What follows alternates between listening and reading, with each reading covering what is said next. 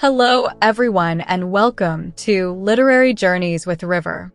Today, we're bringing you the illustrated summary of Heir of Fire, the third book in the fascinating Throne of Glass saga by Sarah J. Maas. Remember, this is just a summary and not the full book, so we encourage you to read the book to catch all the details. Let's get started. Part 1. Heir of Ash. Chapter 1. Celaena Sardothien, an infamous assassin, finds herself in Wenlin, a distant land far different from the empire of Adarlan, from which she recently escaped. Since arriving in the capital, Varese, she has been trapped in a state of desolation and apathy, barely surviving on stale bread and cheap wine, languishing in the scorching heat atop the city's rooftops. The city feels almost unreal to her, with its vibrant market, bustling streets, and well-trained guards who bear no resemblance to the corrupt ones she knew in Rifthold. Despite arriving in Wenlin with a clear purpose, to find Queen Maeve and learn how to destroy the word keys, the depression consuming her has eroded her will. The memory of Nehemia, her fallen friend, haunts her, making her feel cowardly and lost, incapable of fulfilling the vow she made to free her homeland. During her stay in Varese, Celaena memorizes every detail of the royal castle's security, planning how to infiltrate it to carry out the mission assigned to her by the King of Adarlan. However, everything falls apart when she sees the Crown Prince, Galena Shriver, being cheered by the people as he departs to face Adarlan's forces. The people's devotion to their prince, a man who actively fights against the empire she serves, fills her with a sense of futility. She realizes that her own plans for revenge and redemption are insignificant compared to the efforts of the prince and her deceased friend. Utterly disheartened, Celaena decides to abandon her mission and loses herself in street fights and wine, desperately trying to find something that makes her feel alive. Her days pass in a haze of pain and desolation, her mind torn between memories of her past and the reality of her present in Wenlin, a place that is everything her homeland is not, but offers her no solace either. At the end of the day, Celaena finds herself in a dark alley, feeling more lost than ever. Her decline is so severe that she is mistaken for a vagrant by a woman equally lost in misery. Just when she thinks things can't get worse, a menacing laugh rises from the shadows, leaving Celaena facing a new danger, perhaps the darkest of all, the personification of her own descent into despair. Chapter 2. Celaena is in a dark alley in Varese when suddenly, from the shadows, a man, or rather a fey male, emerges. This warrior, imposing and covered in dark tattoos that snake from his temple to his neck, is no ordinary being. Every inch of his muscular body and his lethal aura mark him as a dangerous force, one of Queen Maeve's elite warriors. With silver hair and intense green eyes, he moves with a predator's grace that puts everyone on alert, while his pointed ears and elongated canines underline his non-human nature. The Fae approaches Celaena with a firmness and certainty that instills in her an unusual fear, one that cuts through the fog of apathy that has shrouded her for weeks. As she searches for a way to react, Celaena knows this warrior has come for her, sent by Maeve, and that there is no escape. Despite her growing unease, Celaena tries to recover some of her old cunning and decides to face him with a calm demeanor, pretending to ally with him. When Celaena addresses him, the warrior remains unmoved, his expression as cold as stone. However, his detailed study of her, sniffing her to identify her lineage and who she truly is, shows that deceiving him will not be easy. Seeing that the situation isn't improving, Celaena opts to play along and approaches him, adopting a more submissive posture, but her mind remains alert. The warrior, who introduces himself as Rowan, wastes no time on pleasantries.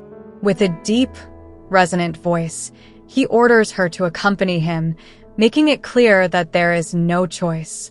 They walk together towards the city's exit, with Rowan offering no more information than his name and the promise to take her where her presence is required. Celaena, though devoid of strength and nearly without hope, knows this is the path to Maeve and the answers she seeks about the word keys. As they leave the city, Rowan's indifference towards her becomes evident. Despite his notable presence and power, he treats her as a mere task, an ephemeral being hardly worth his attention. Mounted on a borrowed mare, Celaena follows Rowan, not knowing exactly what awaits her but aware that this encounter with the Fey warrior is only the beginning of a journey that will lead her to face Maeve and, possibly, her own destiny. Chapter 3. For a month, Chaol Westfall had been tormented by the same dream. Again and again, he relived the image of Celaena Sardothien, with a dagger in hand, stabbing Archer Finn. Although she embraced him as if he were a lover, her eyes were empty, lifeless. But what disturbed him most was when Archer's image changed to that of Dorian, the Crown Prince, who agonized in his arms as blood flowed rapidly from his body. Chaol, paralyzed, could do nothing to stop her, and the horror of the dream intensified when Celaena's expression transformed into a dark ecstasy, consumed by vengeance. When Chaol woke up, the weight of that dream followed him throughout the day, and during a meal with Dorian, he got lost in those thoughts. Dorian, ever observant, noticed and asked if he was thinking about her, but Chaol lied, saying he was thinking about his father and his imminent return to Aniel. This was the sacrifice he had accepted to keep Celaena safe in Wenlin. Despite all he knew about her true identity and the danger she posed, Chaol was willing to do whatever it took to protect her. Dorian, still resentful of how Chaol had handled the plan to send Celaena away, tried to rebuild the trust between them. Despite the tension, the two friends shared a tacit understanding of the secrets they both kept, especially regarding Dorian's magic, a topic neither wanted to speak about openly. The conversation was interrupted by the entrance of Edion Ashriver, the feared general of the North and Celaena's cousin, who made his entrance into the Great Hall with a mix of arrogance and palpable danger. Edion, with his impressive figure and aura of power, drew all eyes. With his golden hair and turquoise eyes, so similar to Celaena's, Edion seemed a dark reflection of his cousin. But while Celaena maintained some control, Edion's fury was unchecked. Edion approached the king's table with an insolence that surprised everyone, including Chaol. With a mix of brazenness and defiance, the general defied expectations, behaving with a familiarity that bordered on the dangerous. Chaol couldn't help but notice the black ring Edion wore on his finger, similar to the one the king and his most loyal followers wore. This explained why the king tolerated his attitude.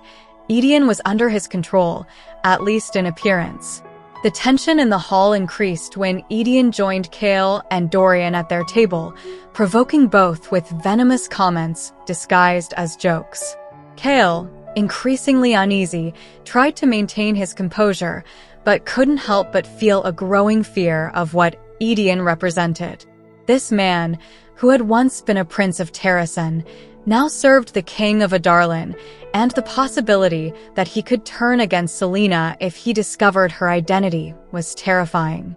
The conversation turned darker when Edion mentioned rumors about the death of a witch clan matron, something that clearly unsettled Dorian. Chaol, recognizing the danger Edion's presence posed, especially for Dorian and his secret, decided it was time to leave. He pulled Dorian out of the hall before the situation could escalate, knowing that Edion was a latent threat that couldn't be ignored. As they walked to Dorian's tower, the prince confronted Chaol about his true reasons for sending Celaena to Wenlin. Chaol, crushed by guilt and the weight of his secrets, couldn't give him the full answer, but assured him that he did it so she could fulfill what needed to be done. With that, he said goodbye, leaving Dorian alone, aware that the path they had taken would lead them both to face even greater challenges. Chapter 4. Manon Blackbeak, a formidable witch, hid in the shadows of her cabin as 3 men broke in, searching for the supposed Crochin witch living among them. Since her arrival in the small valley in Fenharrow, Manon had anticipated this confrontation, knowing that sooner or later the townspeople would try to destroy her, as they had in so many other places she had been. The men, led by a burly, bearded farmer, searched the cabin with the intent to corner the witch they believed to be a Crochin, an enemy of humanity and of the Iron Teeth witches like Manon. However, they were unaware of the true danger they faced. Manon, with her red cloak characteristic of her Crochin rivals, waited patiently in the shadows, ready to strike. When the farmer finally approached the closet where she was hiding, Manon silently emerged and surprised him from behind, whispering in his ear before revealing her true nature. With a terrifying smile, her sharp iron teeth emerged from her gums, and the man's terror was palpable as she cornered him towards a window. Without giving him time to react, Manon attacked him brutally, ripping out his throat with lethal precision. With chilling calm, Manon continued her massacre, killing the other 2 men with the same ruthless efficiency. When the last of them tried to flee into the nearby field, Manon decided she would enjoy the hunt. She counted to 10, remembering her predatory nature, before chasing after him. Manon, heir to the Blackbeak clan, had been hunting Crochin witches, her ancestral enemies, for centuries. Throughout her life, she had perfected her craft, starting with her first victim, a young Crochin whom she killed and stripped of her red cloak as a trophy. That cloak, a symbol of defiance, had accompanied her for over 100 years, and now she used it to lure out any Crochin who might still be hiding. As she slipped through the field, Manon relished the taste of blood on her nails and the adrenaline of the chase. She found the terrified farmer, unable to escape, and when he turned and saw her blood-stained face and deadly smile, his terror culminated in a heart-wrenching scream. Manon, pleased, allowed him to scream before finishing him off, savoring every second of her hunt. Chapter 5. Celaena and Rowan advanced in silence along the dusty trail that wound through the southern hills, heading towards the towering Cambrian mountains that separated the mortal lands of Wenlin from the immortal regions ruled by Queen Maeve. With the sun slowly setting, the path became steeper and more dangerous, bordered by deep ravines. As they continued, Celaena, exhausted in body and soul, contemplated her growing fatigue, a feeling so deep that even small interactions seemed like a monumental effort. Rowan, in his usual muteness, seemed the perfect companion for this journey, a silence that matched Celaena's inner desolation.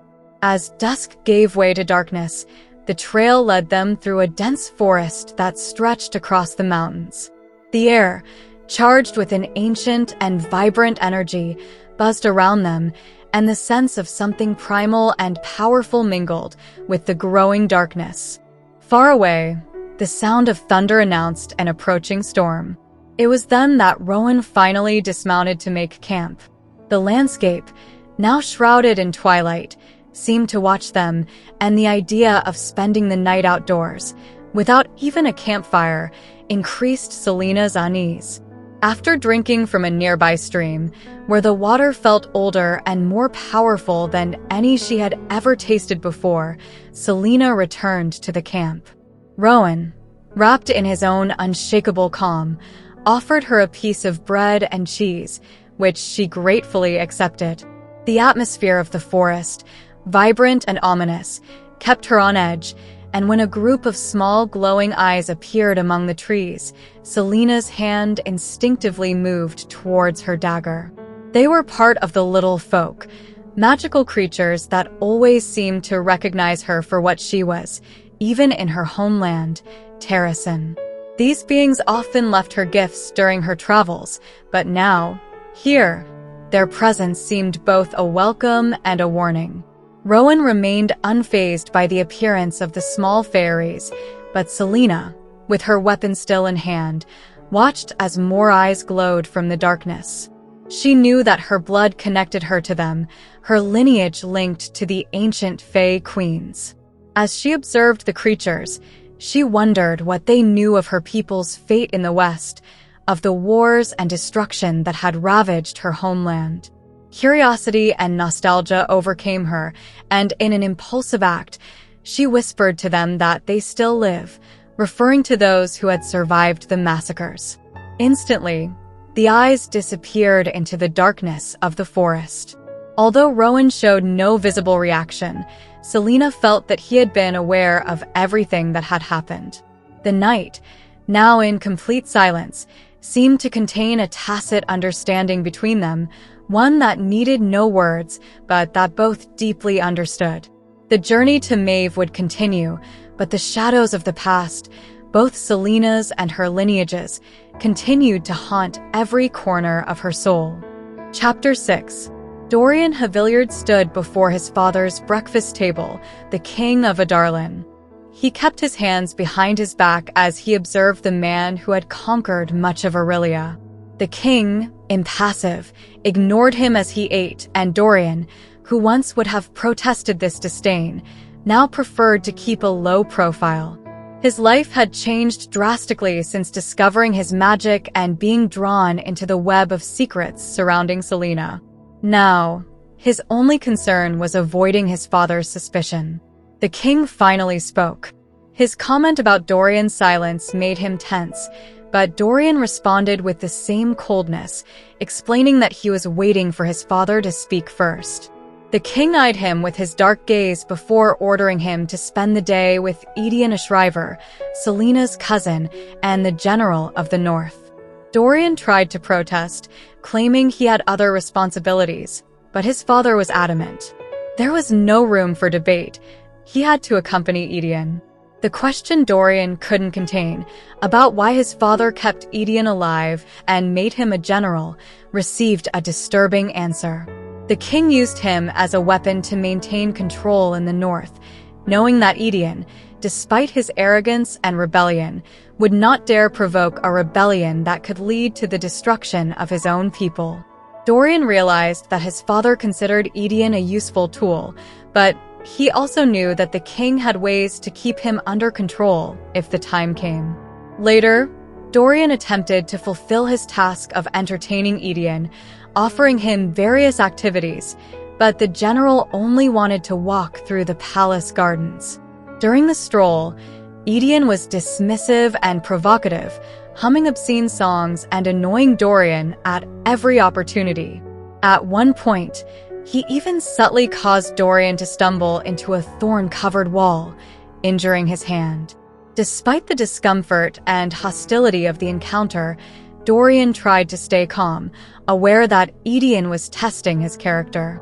After the walk, Edian said goodbye with a smile that felt more like a threat than a gesture of courtesy.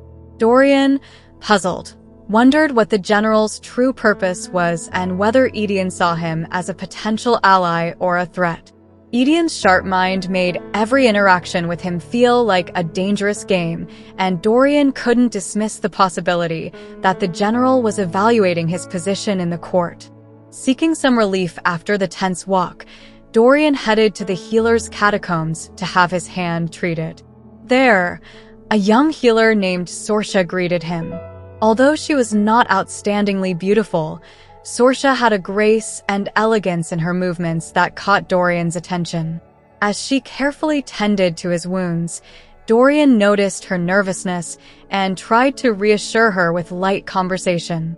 Sorsha, though clearly intimidated by the prince's presence, remained professional and dedicated. When she finished, Dorian thanked Sorsha, and although their interaction was brief, the healer was deeply affected. After he left, Sorsha allowed herself a moment to relax, recalling all the times she had attended to the prince, Captain Kale, and Celaena. Despite being invisible to them, Sorsha kept all their secrets with loyalty, including Celaena's true name, Aelin Shriver Galathinius, the lost queen of Terrasen. Sorsha, who had loved Dorian in silence since the first time she saw him 6 years ago, knew he had probably already forgotten her name again. However, that unrequited and hidden love gave her a reason to keep going, even when she felt insignificant compared to the powerful prince to whom she had dedicated her life. Chapter 7. Celaena had spent 3 miserable nights traveling through the forest with Rowan, each night colder and lonelier than the last. The weather was relentless, the mist clung to her skin, and fatigue gripped her body. Rowan, with his imposing presence and mysterious tattoos, remained distant, offering her neither comfort nor protection, not even the warmth of a campfire. The physical discomfort, exacerbated by roots and rocks digging into her back as she tried to sleep, became a strange companion for her. Throughout the journey, they encountered several humans who, upon seeing Rowan, looked at him with fear and respect, as if his mere presence was a warning. Although Celaena noticed their reactions, she preferred to stay silent, avoiding any conversation that could create a bond with her enigmatic companion. During the ascent towards the Cambrian mountains, the forest grew denser and the mist thickened, enveloping Celaena in a sense of isolation. As they pressed on, Celaena resigned herself to the cold, hunger, and lack of comfort. The pain she felt from sleeping on the hard, damp ground became a relief, a distraction she welcomed because it kept her away from her deepest thoughts, especially those revolving around her painful past. When she finally smelled smoke, it was a sign they were approaching some inhabited place. Emerging from the trees, they spotted a dark and ancient fortress, hidden on the mountainside. The massive rocks surrounding it seemed more than just stones. They were magical sentinels keeping intruders at bay. As they approached, Celaena felt a growing unease, knowing they were being watched by the guards patrolling the fortress's towers and walls. The fortress, little more than a collection of towers connected by a central building, gave the impression of a border outpost. Upon arrival, it was clear that Rowan was familiar with the place, as the guards greeted him without him returning the gesture. Despite the tension in the air, Celaena began to think that at least she would have a warm place to sleep, if only for one night. Inside the fortress, the silence was overwhelming. Celaena noticed every detail, every possible exit, preparing for any eventuality. The discomfort grew when Rowan led her to a small office inside the main building. There, the warm firelight illuminated the carved oak furniture and faded green curtains, but none of that mattered when she saw the dark-haired woman sitting behind the desk. It was Maeve, the Queen of the Fae, and also her aunt. The climactic moment came when she heard the words she had feared for years. "Hello, Aelin Galathinius." Chapter 8. Realizing the situation, Celaena tried to back away, but she bumped into Rowan's body as the door closed. The tension was palpable as her hands trembled. She knew that any attempt to attack Rowan would be futile. He would have neutralized her in an instant if Maeve ordered it. With effort, she managed to say that Aelin Galathinius was dead, trying to convince herself that the girl she once was no longer existed. However, Maeve interrupted her, stating that there was no point in lying. Maeve, with a smile that revealed her sharp fangs, was terrifying in her perfection. The comparison with her sister Mab, blonde and radiant, made Maeve seem even darker and more menacing. The fortress where they stood seemed tiny compared to the ancient grace and power emanating from the Fae Queen. Rowan, unperturbed, moved away from Celaena, leaning against the door, making it clear that he wouldn't let her leave until Maeve decided. The Queen, seated behind a modest desk with a white owl by her side, observed Celaena with inscrutable black eyes. Despite the humility of the surroundings, Maeve's presence dominated the room, making her feel small and trapped. Maeve mentioned that Celaena must resemble her mother, insinuating that after a good bath, the young woman would be a reflection of her. Celaena, though disturbed, responded with a slight smile and a sarcastic comment, trying to maintain her composure.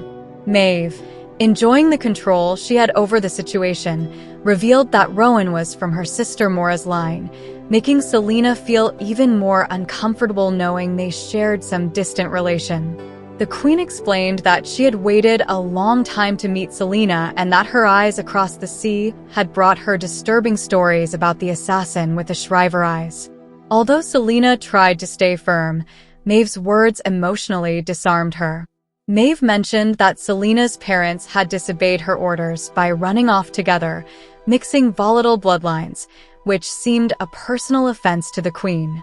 Celaena was flooded with blurry childhood memories, suggesting there was a powerful reason why her mother had hidden her from Maeve. The queen, interested in seeing Celaena's talents, hinted that the young woman had impressive power, but her mother had preferred to suppress it. When Maeve asked about Celaena's other talents, the young woman replied that, like everyone in her continent, she hadn't had access to them. Maeve, cunning and manipulative, reminded her that she was no longer in her continent, which led Celaena to feel an overwhelming instinct to flee. But before she could do anything, Maeve tried to enter her mind, an act that left Celaena struggling to maintain control. The queen finally withdrew, laughing softly.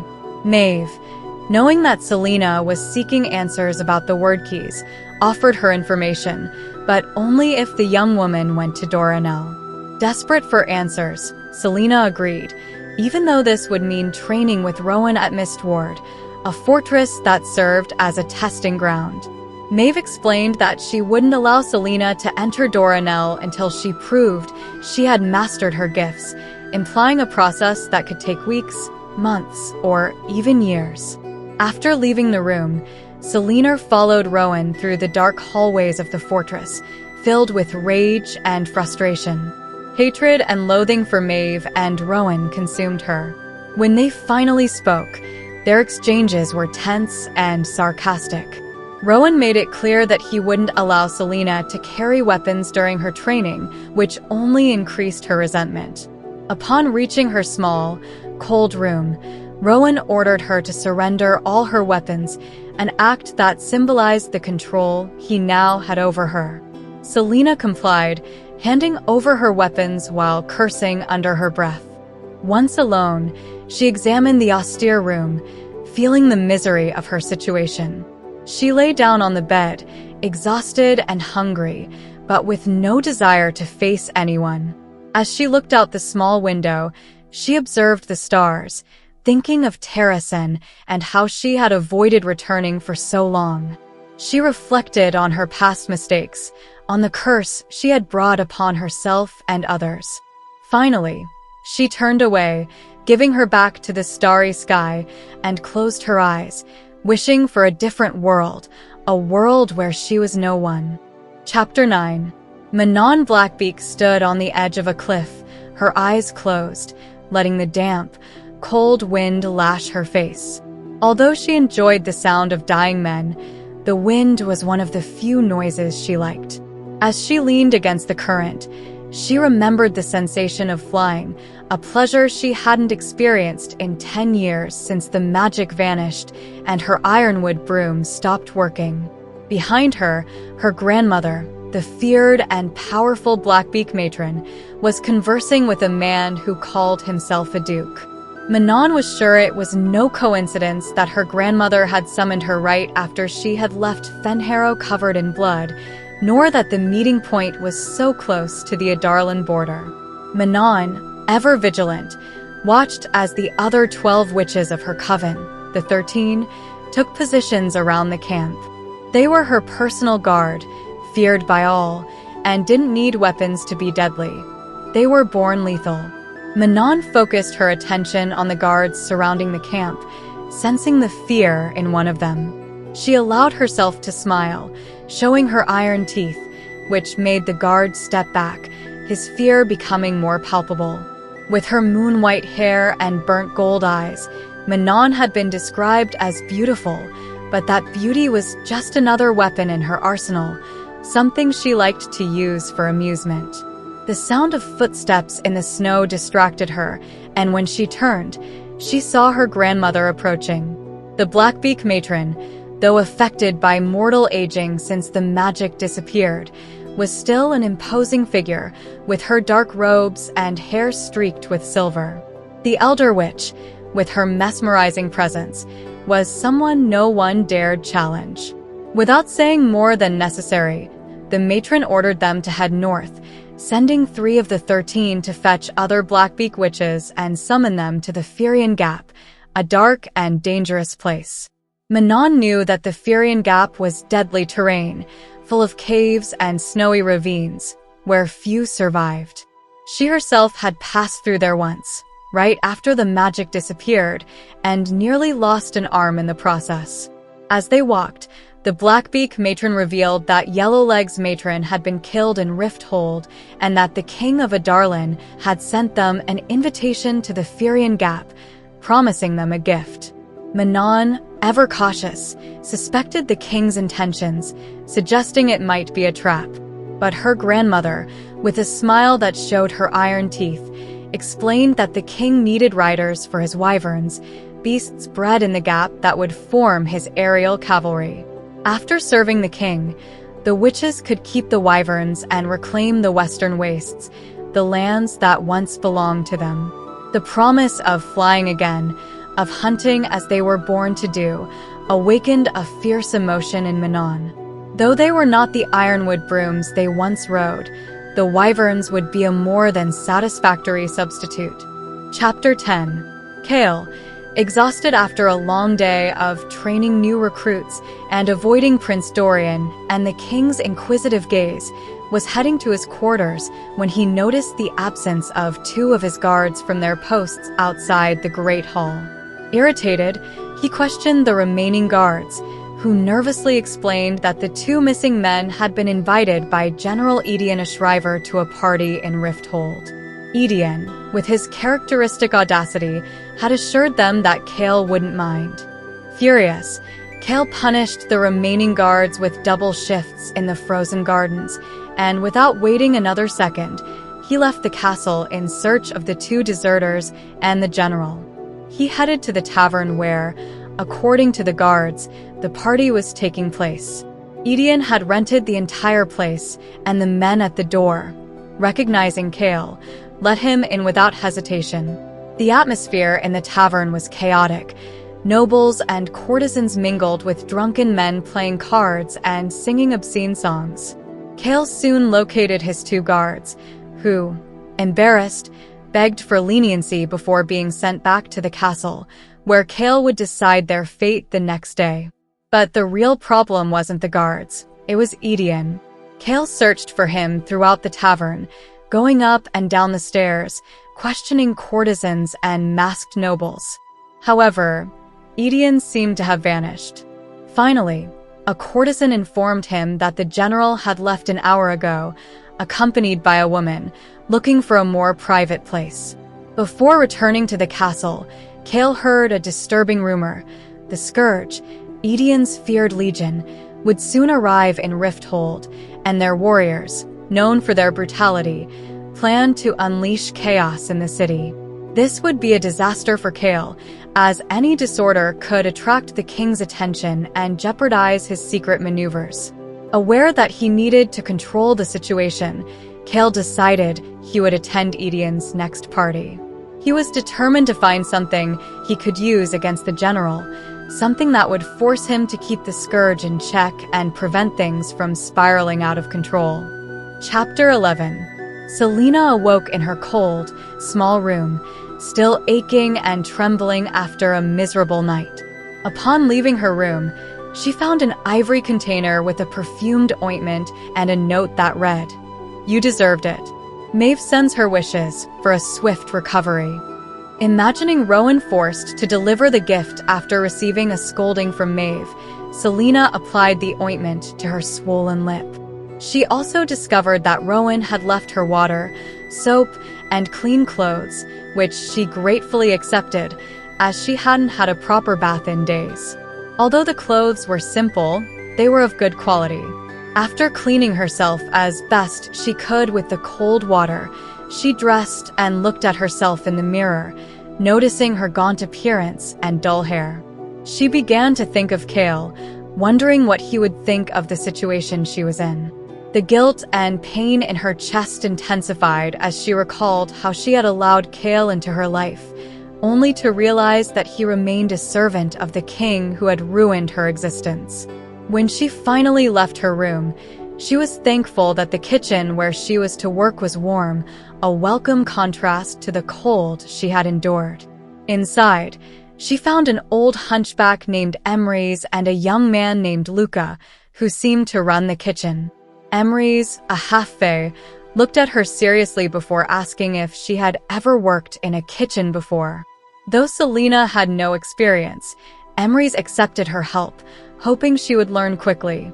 Rowan, who had been waiting for her with a bored look, introduced her as Alentia, the name Nehemia had given her. Fortunately, Rowan did not mock the name, which would have cost him an attempt by Celaena to attack him. With Rowan out of the kitchen, Celaena set to work, chopping vegetables and helping Emrys and Luca while observing the small details of the kitchen, including the figurines of gods and goddesses on the mantel that seemed to watch her. Breakfast was controlled chaos, with people coming and going quickly to take food to the dining hall. Celaena enjoyed the anonymity that kitchen work offered, far from the stares and whispers that had marked her life in recent years. However, as she focused on chopping vegetables, she realized that while Emrys seemed to notice her skill, no one really paid attention to her. After breakfast ended, Emrys and Luca sat with her while she ate, surprised by the speed with which she devoured her food. When Luca mentioned that Celaena was at Mistward to train and eventually enter Doranel, the conversation turned to the history and customs of the half-fae who lived at Mistward. Luca explained that while some had minor elemental powers, most did not possess significant magical abilities. Curious to learn more about Rowan, Celaena asked about him. Emrys told her that Rowan was one of the few fae who visited Mistward, and that he worked as a war leader and spy for Maeve. Luca, younger and more reckless, mentioned that Rowan had a reputation as a ruthless and sadistic killer, with a tattoo that supposedly represented all the people he had killed. As Celaena listened, her mind wandered, considering the implications of everything she was learning. Although Luca suggested that perhaps Doranel wasn't worth it, Celaena knew she had to fulfill her promise to Nehemia and get the answers Maeve had promised. But as she washed dishes in the kitchen, her mind returned to a painful truth. She couldn't remember what it felt like to be free. Chapter 12. The Blackbeak clan was the last to arrive at the Furian Gap, a dark and dangerous place nestled in the Run Mountains. As a result, they were assigned the smallest and most remote rooms in that warren of tunnels carved into Omega Mountain. Across the gorge, the Northern Fong, the last peak of the White Fangs, was occupied by the king's men, rough men who looked warily at the witches arriving from all over. Since their arrival, Manon had not seen the wyverns the king had promised, though their cries and roars could be heard from the Northern Fong. Even from the depths of the rocky tunnels of Omega, the echoes of those creatures shook the air and vibrated through the stone walls. It had been 500 years since the three witch clans last gathered, and what had once been a mighty kingdom of over 20,000 witches was now reduced to barely 3,000. The tunnels of Omega were a dangerous place, where tensions between the clans manifested in fights. Manon had had to pull her cousin and second-in-command, Asterin, off a Yellowlegs witch who dared to insult the Blackbeaks. Though Asterin won the fight, Manon punished her with 3 unblocked blows to remind her of the consequences of her recklessness. Asterin accepted the punishment without complaint, and the next day, during breakfast, she smiled fiercely at Manon, showing that she bore no grudge and considered the broken nose a badge of honor. Manon, though she had no friends among the 13, recognized the bravery and loyalty of Asterin, her cousin, who had had her back for a century. As she walked through the tunnels of Omega, Manon thought about the ceremony the previous night, a ceremony in honor of Baba Yellowlegs, a feared and respected figure who had been killed. The ceremony was a farce, performed without proper devotion, and Manon, though she didn't care about Baba's death, was intrigued by who had killed her and why. The coven leaders exchanged rumors and guesses, but no one knew anything for certain. Manon was heading to a meeting with the clan matrons, feeling the pressure of not having any useful information that could give the Blackbeaks an advantage.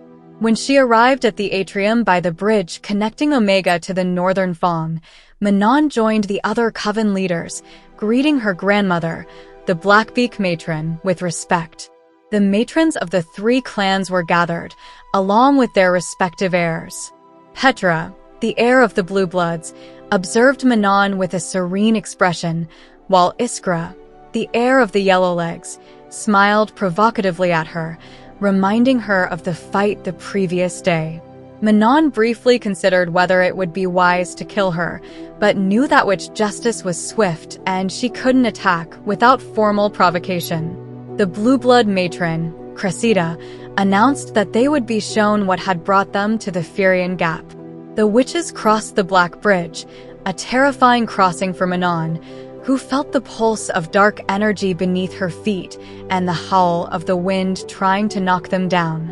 When they reached the northern Fong, they were led to a cavernous atrium where the noise of the wyverns was deafening. A man, part of the king's retinue, explained the breeding and training process of the wyverns and how the beasts were being prepared for battle. Manon, ever vigilant, listened to every detail while observing her surroundings and keeping an eye on her grandmother, ready to protect her if necessary. The man led them to a platform overlooking a training arena where the wyverns demonstrated their ferocity. When they were shown Titus, one of the finest wyverns, Manon was captivated by the majestic creature. His mottled gray body, massive claws, and tail armed with a venomous spike were impressive. Titus, with his wild nature and dark gaze, awakened in Manon a fierce desire to claim him as her own. When the wyvern tore apart one of the men controlling him, Manon felt a connection with the beast, recognizing in him a ferocity and darkness that mirrored her own nature. She decided then that she would have Titus or no other. Chapter 13. Exhausted after a long morning of work in the kitchen, Celaena found herself face to face with Rowan, who was waiting for her with a cold, violent look. Without saying much, he led her out of the kitchen, passing through a courtyard where the guards tried to conceal their interest, and they headed into the forest. The cold air and mist wrapped around her, but Celaena could barely feel it, trapped in the storm of emotions that Rowan provoked in her. They climbed a rocky ridge until they reached the ruins of an ancient temple. The stones and columns that once held this place together were now worn by the elements. From there, they could see the green and peaceful hills of Wenlin and the towering Cambrian mountains. The fortress they had left behind seemed distant. Rowan, relentless, ordered Celaena to shift. She, unable to comply with the demand, tried to resist, knowing she had no control over that ability. But Rowan showed no mercy. His training would be brutal. Seeing Celaena's inability to shift, he attacked her. Though she tried to dodge his blows, he was too fast and powerful, leaving her on the ground, breathless and stunned by the pain. Rowan did not hold back, pinning her down completely. As he dominated her, he hurled insults, calling her a coward and pathetic, dredging up her worst memories and deepest pain, especially Nehemia's death. After releasing her, and though wounded and weak, Celaena followed Rowan to a plain filled with ancient barrows. The mounds seemed to breathe as if they were alive, the iron doors sealing them appearing to be the guardians of something terrible within. Rowan told her that her next challenge was to cross that field, facing the creatures that dwelled in the barrows. If she succeeded, they could proceed to Doranel. Though she knew it was a trap and felt a deep fear, Celaena showed no hesitation. With determination, she stepped into the dead field, confronting the darkness that breathed from the oldest barrow, determined to reach the other side and prove her worth. Chapter 14. Every step she took toward the central mound made Celaena's blood pound in her ears. The darkness emanating from between the ancient stones grew denser, colder. Despite the fear that gripped her, she could not stop. Rowan watched her from a distance, and her pride, though stupid and deadly, drove her forward. She remembered that running only attracted certain predators, so she maintained a slow, calculated pace while the creature stalking her stayed at the edge of the barrow, watching her with restrained hunger. The air pulsed, strange and heavy, pressing on her ears. As she neared the end of the circle of dead grass, the pressure intensified, but Celaena kept going, determined not to be overcome by fear. However, just when she thought she was about to cross the field, she saw him, a man with pale skin, hair as black as night, and an onyx torque around his neck. Before she could react, darkness enveloped her completely, plunging her into total blackness. In the midst of that darkness, her senses sharpened. She felt the presence of someone, or something, breathing behind her, a cold breath brushing against her skin. Terror gripped her as she recognized a smell she hadn't encountered in years, one that took her back to the worst night of her life, the smell of blood, not just of death, but of a massacre. Suddenly, the darkness transformed into a terrifying vision. Celaena found herself back in the room where her parents had been brutally murdered. Her mother and father's bodies lay on the bed, their throats slit from ear to ear, drenched in blood. The horror of that night hit her with full force, making her stomach churn as she fell to her knees, vomiting as the vision paralyzed her. She tried to convince herself it wasn't real, but the vision took her to another equally heartbreaking scene, Nehemiah's mutilated body. The creature in the darkness grasped her by the waist, drawing her close with the gentleness of a lover, and in a desperate act, Celaena swung her fist backward, managing to break free of the grip. Seizing the moment, she ran toward the light, toward Rowan, not caring about the state she was in. She reached him, collapsing to the ground, pounding the grass with her fists as despair and horror consumed her. The magic that had been suppressed within her began to release. The agony split her in two, her body shifting between mortal and immortal forms at a frantic pace. The pain was unbearable, and the fire of her power burned her from within. With a final scream, the darkness left her. When she woke up, she was in the forest, with daylight filtering through the trees. Rowan was nearby, watching her with disapproval. He informed her that although she had crossed the field, she hadn't faced the creature as she was supposed to. Celaena, exhausted and broken, only wanted to return to the fortress. Rowan, without compassion, insisted that she wasn't finished, but she, firm, refused to continue. Back at Mist Ward, hiding in the corridors to avoid being seen by the guards and workers in her deplorable state, Celaena finally reached the baths. She removed her stained clothes and immersed herself in one of the stone tubs, letting the hot water envelop her as she tried to find some peace amid the chaos consuming her. Chapter 15. Cale wasn't surprised when his father arrived 20 minutes late to their meeting, even less so when he entered without explanation, sat down across from him, and began to survey the office with disdain. The room, windowless and with a worn carpet, was tidy but simple, a space reflecting Cale's practical character. Though his father made a sarcastic comment about the office's conditions, Cale, rather than getting upset, preferred to stay calm, responding that he had chosen that office to be closer to his men, avoiding the administrative area of the castle. The conversation quickly took a more serious turn. Chaol, aware of his father's expectations, confirmed his intention to return to Aniel, but made it clear that he wouldn't leave until he found a suitable replacement for his position. However, his father accused him of not advancing in the preparations, suggesting that he had no real intention of returning. Chaol, unflinching, asked for time to fulfill his promise, though in reality, he was immersed in more urgent matters, like tracking Edion and uncovering the secrets he was hiding. As the tension between them grew, his father placed a letter on the desk, written in his mother's unmistakable handwriting. Chaol, trying to stay firm, refused to read it, claiming he wasn't interested in what his mother might have to say.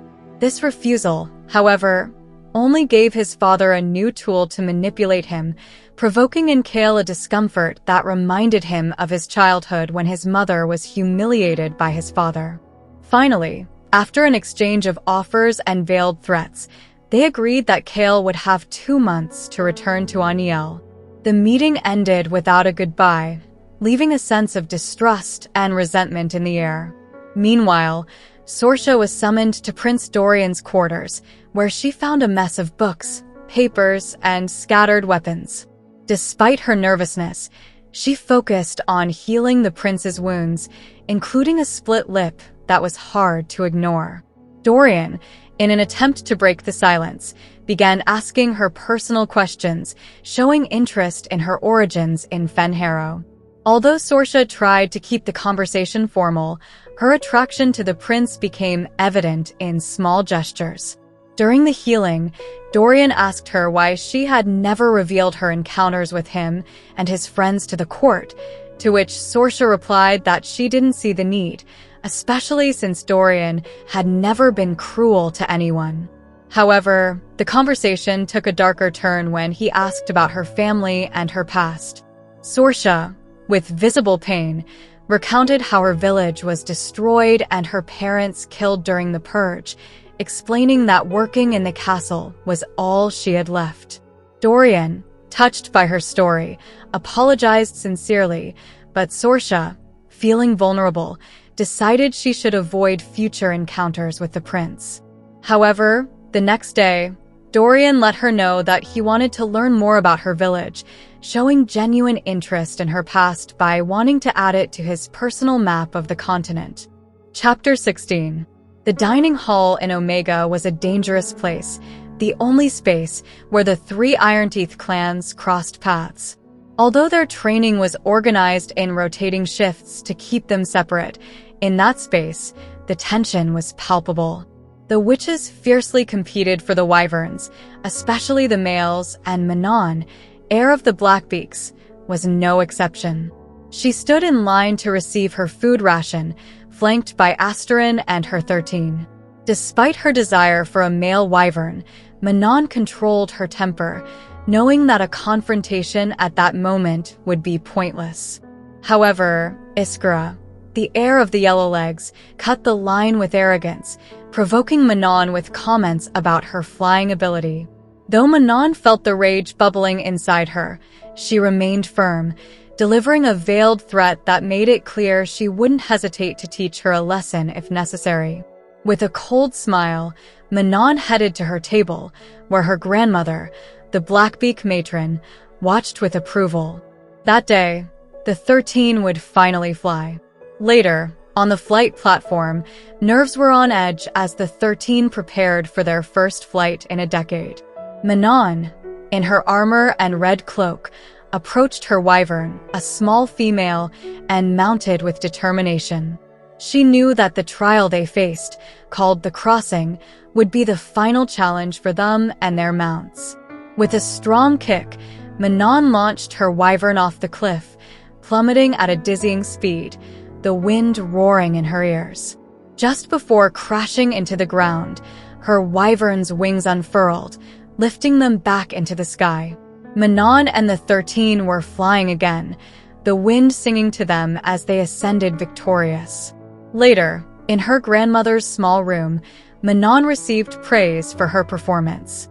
The matron informed her that she wanted her and the 13 to lead the flying fleet and that she expected Manon to win the military competition that would be held in a few months to determine the ranks. The future of the Iron Teeth depended on Manon claiming that power, and her grandmother made it clear she would accept nothing less than victory. Manon, aware of the gravity of the task entrusted to her, accepted the challenge with a promise to meet her grandmother's expectations. She not only had to lead the 13, but also ensure that no other matron claimed the Iron Teeth throne. Her grandmother's warning to watch her back echoed in her mind, but Manon, with her unwavering determination, was ready to face whatever came. Chapter 17. Celaena woke up in the cold, her head aching so much that she groaned. Every part of her body hurt, a result of the uncontrolled shifts she had experienced the day before. She felt battered, as if she had been subjected to endless torture. As she got up with difficulty, leaning on the bedpost, she reminded herself that at least she hadn't lost control of the magic.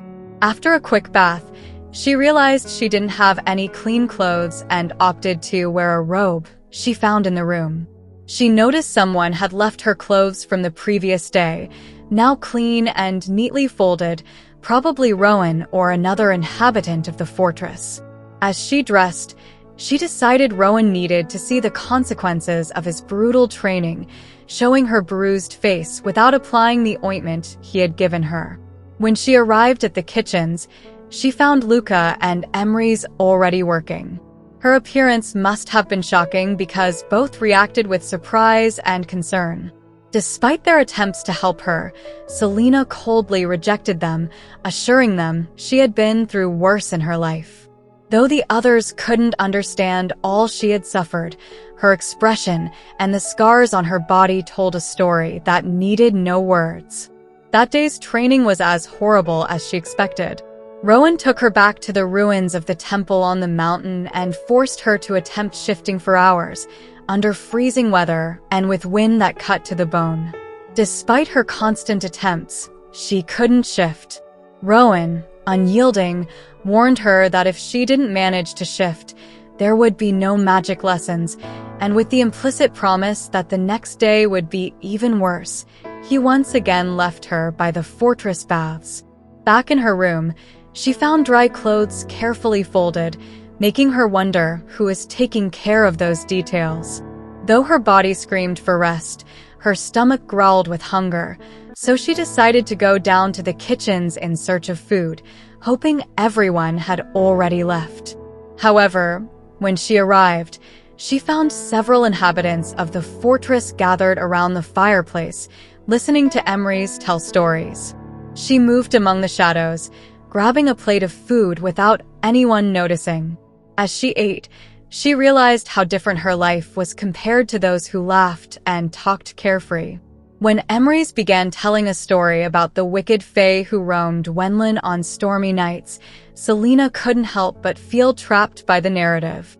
Her own fear of the unknown, fueled by her encounter with the creature in the barrows, kept her tense.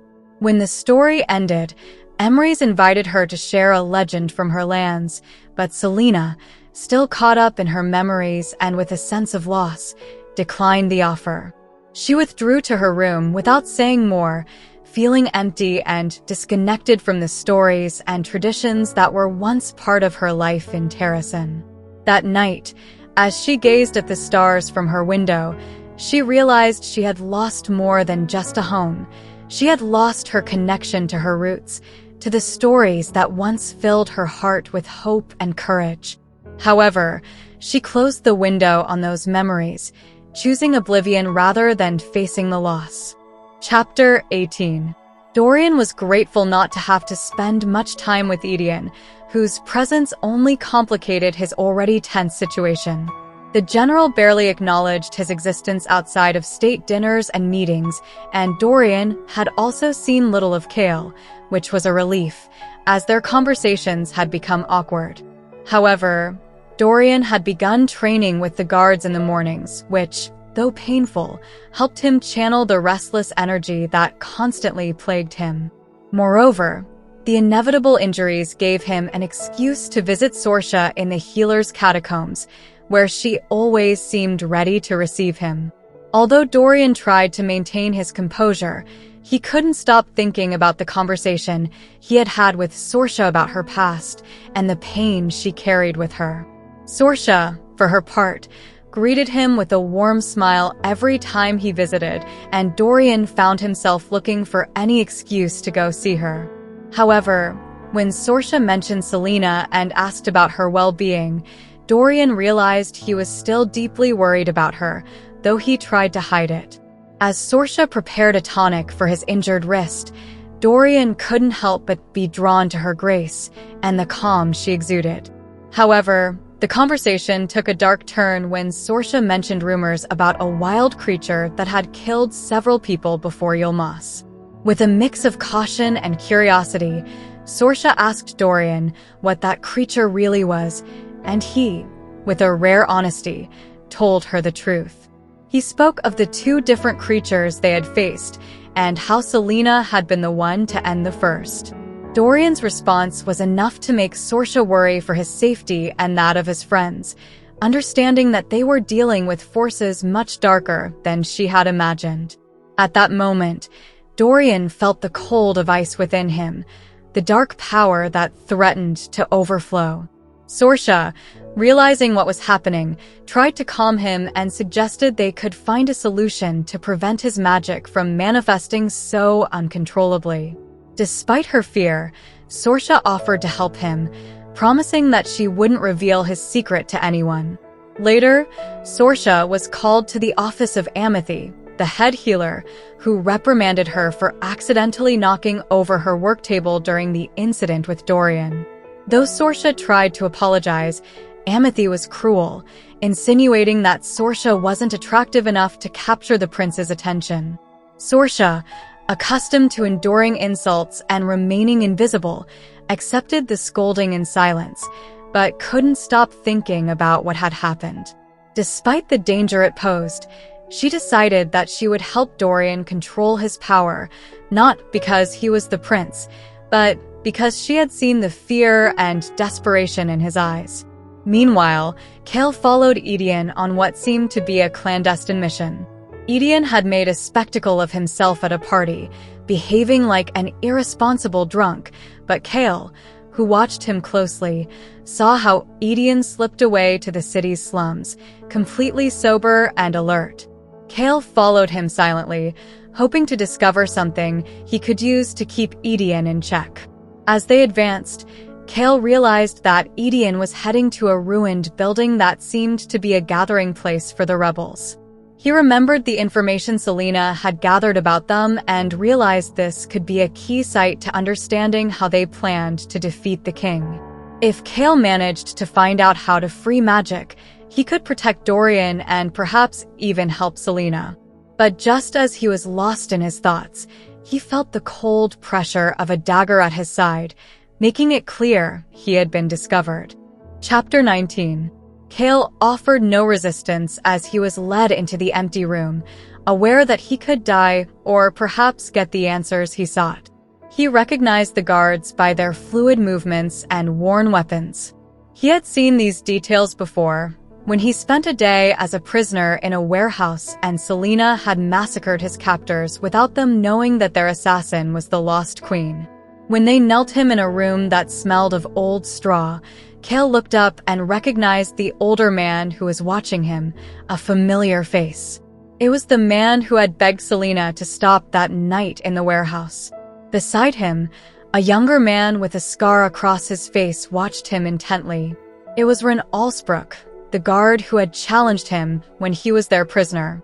The guards withdrew, leaving Edion, Ren, and the old man alone with Cale.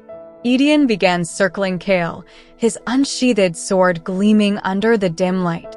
He mocked the captain, accusing him of spying and learning tricks from his lover. Cale kept his composure, responding that as captain, it was his duty to know what Edion was doing when he wasn't at his parties and sneaking through the streets. Ren, circling with Edion like a predator evaluating its prey, bitterly recalled how Celaena had killed Archer Finn, but Chaol showed no remorse. Edion, however, stopped when Chaol mentioned the black ring on his finger, the same one the king and Carrington wore.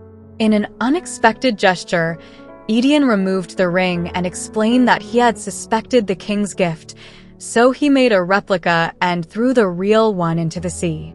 Edion mocked the risk Chaol had taken by following him, knowing he could have been under the king's control. Ren, even more interested, stopped circling and watched Chaol with a fierce smile. Edion, understanding the situation, challenged Chaol to tell him more, but when the captain remained silent, Edion made it clear he would kill him. He offered him two options: die quickly if he talked or be tortured until he confessed. Chaol, facing death, decided to take a calculated risk. He knew that Edion had been playing a dangerous game since his kingdom's fall, and though protecting Dorian was his priority, the information about Aelin was too valuable. With a silent prayer, Chaol looked at Edion and revealed the unthinkable. Aelin is alive. The revelation left Edion paralyzed. He had been called Wolf, Traitor, General, and Killer, but that was the title he most cherished: Cousin, Protector.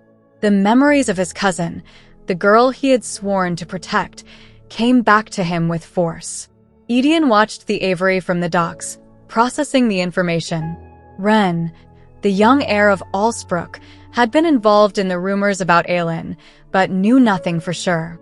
Now, faced with the possibility that Aelin was alive, Edion felt a mix of disbelief, hope, and fear. Chaol, meanwhile, remained kneeling, his face bloodied after the beating Ren had given him. He had revealed the truth, the incredible story of Celaena Sardothien, the assassin who turned out to be the lost heir of Terrasen. Edion, overwhelmed by emotion, could barely contain himself. "She has your eyes," Chaol told him, reminding him of the connection he shared with Aelin. But the revelation that he had sent Aelin to Wenlin without knowing who she really was made Edion consider him an idiot, a man who had risked his queen's life. However, Chaol, determined to protect Dorian, had taken the risk of telling him the truth, believing that Edion, despite his facade, was still loyal to Terrasen. Edion, still trying to process everything he had heard, asked if Dorian knew the truth. Chaol shook his head, explaining that not even the prince knew who Celaena really was. But Edion, aware that his own magic, though minimal, had kept him safe, wondered if Maeve, Aelin's aunt, was involved in all this. Finally, Edion, realizing that he was facing a truth greater than he had ever imagined, turned to Chaol and asked if Aelin would return. Chaol, with pain in his eyes, admitted that he didn't know. Edion, feeling a mix of jealousy and respect, understood that the captain had sacrificed much to protect Aelin and Dorian. With the information revealed, Edion realized that Chaol was not simply a servant of the king. He needed to know more about Aelin, about the rings, about what was really happening in the Glass Palace. But when he pressed Chaol for more, the captain, instead of yielding, proposed a deal. Chapter 20. Throughout the week, as Celaena's black eye gradually faded, she kept working in the kitchens, dealing with constant failures in her attempts to shift under Rowan's supervision and avoiding everyone at the fortress. The spring rains settled in, and each night, the kitchen filled with residents who gathered to hear Emery's stories. Celaena, however, preferred to eat in the shadow of the stairs, leaving the crowd before the story keeper began his tale. Emery's, as story keeper, had everyone's respect. His title meant that when he spoke, others had to listen, for his stories contained the legends and myths of Wenlin. Despite her isolation, Celaena observed the others. She knew who was who and understood that she was being watched as well. However, any regret over not getting close to them quickly disappeared, as no one made an effort to approach her either. Luca was the only exception. always trying to strike up a conversation, telling her gossip and trivial details, while she ignored him or silenced him with long looks. On one occasion, Luca tried to talk to her about something deeper, mentioning how hard it was for him to talk about his past and how there were days when he couldn't get out of bed. But when he hinted that she might need to talk, Celaena shut him up with a look, and he never brought it up again. Emrys and Malachi gave her space, though Malachi always made sure Celaena didn't cause trouble. She avoided paying attention to the couples at the fortress, but couldn't ignore the closeness and affection that Malachi and Emry shared, something that filled her with hatred and envy, to the point of almost suffocating her. During training, the relationship between Celaena and Rowan was tense and full of frustration. She couldn't shift, and each day she faced Rowan's mockery and disdain, who kept her busy chopping wood when her frustration reached its limit. They spent hours at the temple ruins, in uncomfortable silence, while she tried, unsuccessfully, to release her fey form. Rowan threatened to take her back to the Barrows, but after Celaena declared she would slit her throat before going back there, he stopped insisting. On the 8th day since her arrival, after an exhausting day in the kitchens, Celaena decided to make a request. Without warning, she told Rowan she wanted to see him shift. He looked at her indifferently, but agreed. In a flash of light, a hawk appeared before her, flying to a nearby branch. It was incredible, both for the speed and the magic implicit in the act. But Rowan didn't give her time to marvel. In the blink of an eye, he was back in his human form, dressed and armed, and ordered her to try shifting. Celaena took a deep breath and tried to replicate what she had seen. She imagined the shift, but nothing happened. Frustrated, she made a biting comment about the Fey Queen, which provoked Rowan's fury. In the blink of an eye, he cornered her, pressing her tongue between his fingers while pinning her against a tree. Celaena tried to fight, but he was too strong, too lethal. Rowan's fury culminated when, in an act of dominance, he bit her between the neck and shoulder, piercing her skin with his fangs. The pain and humiliation overwhelmed her. She felt the blood run down her shirt, but it wasn't that which ignited her rage. It was the fact that she was trapped, useless, and weak. Suddenly, everything changed. A growl escaped her lips, a sound more animal than human. With a burst of light and fury, she shoved Rowan, managing to break free of his bite. Celaena was no longer just a mere human. In the blink of an eye, she had shifted. Her fangs lengthened, and with a roar of defiance, she showed Rowan that she was no longer the weak and broken assassin he believed her to be. Chapter 21. Rowan smiled, blood staining his teeth, as Celaena watched him. A scream echoed in her head, but she launched herself at him, feeling the world around her with an incredible clarity. Suddenly, something within her shifted, and when she looked around, everything seemed different. Her body had changed shape, healing quickly thanks to the magic flowing through her new form. But inside her, fire began to burn, threatening to consume everything. Rowan approached cautiously, encouraging her to release that fire, but what happened was an explosion of blue flames that devoured the surroundings. However, Rowan, with his own icy power, extinguished the fire, leaving Celaena breathless and returning her to her human form. As she struggled to breathe, Rowan asked if her lover knew what she really was. She, no longer interested in hiding the truth, replied that he knew everything, though it wasn't entirely true. Rowan, with calculated coldness, hinted that the people she loved could be used against her. Celaena, remembering how they had used Nehemia to manipulate her, felt the pain of that loss intensify, almost forgetting how her friend used to laugh. While Rowan urged her to transform again, she sank into the despair of being unable to stop the memories of Nehemia from fading away. The conversation between them grew more tense when Rowan provoked her, suggesting that it would have been better if she had died 10 years ago. Unable to bear more, Celaena decided to leave. She returned to the fortress and began packing her things. Her mission with Maeve no longer made sense, and the urgency to save the world from a Darlin was fading from her mind. As she marched through the forest, Rowan caught up with her, questioning her tendency to flee when things got tough. But she, filled with anger and pain, revealed the promise she had made to her dead friend, a promise that pushed her to continue her fight. As night fell, Celaena ventured into the forest, carving branches to create rudimentary spears, searching for a place to take refuge. Finally, she found a cave where she could light a fire. As the storm raged outside, she curled up by the fire, surrounded by small eyes watching her from the darkness. Exhaustion overcame her, and she fell asleep, with a spear in her hand, ready for any danger that might lurk in the night. However, an abrupt silence woke her, ending her brief rest.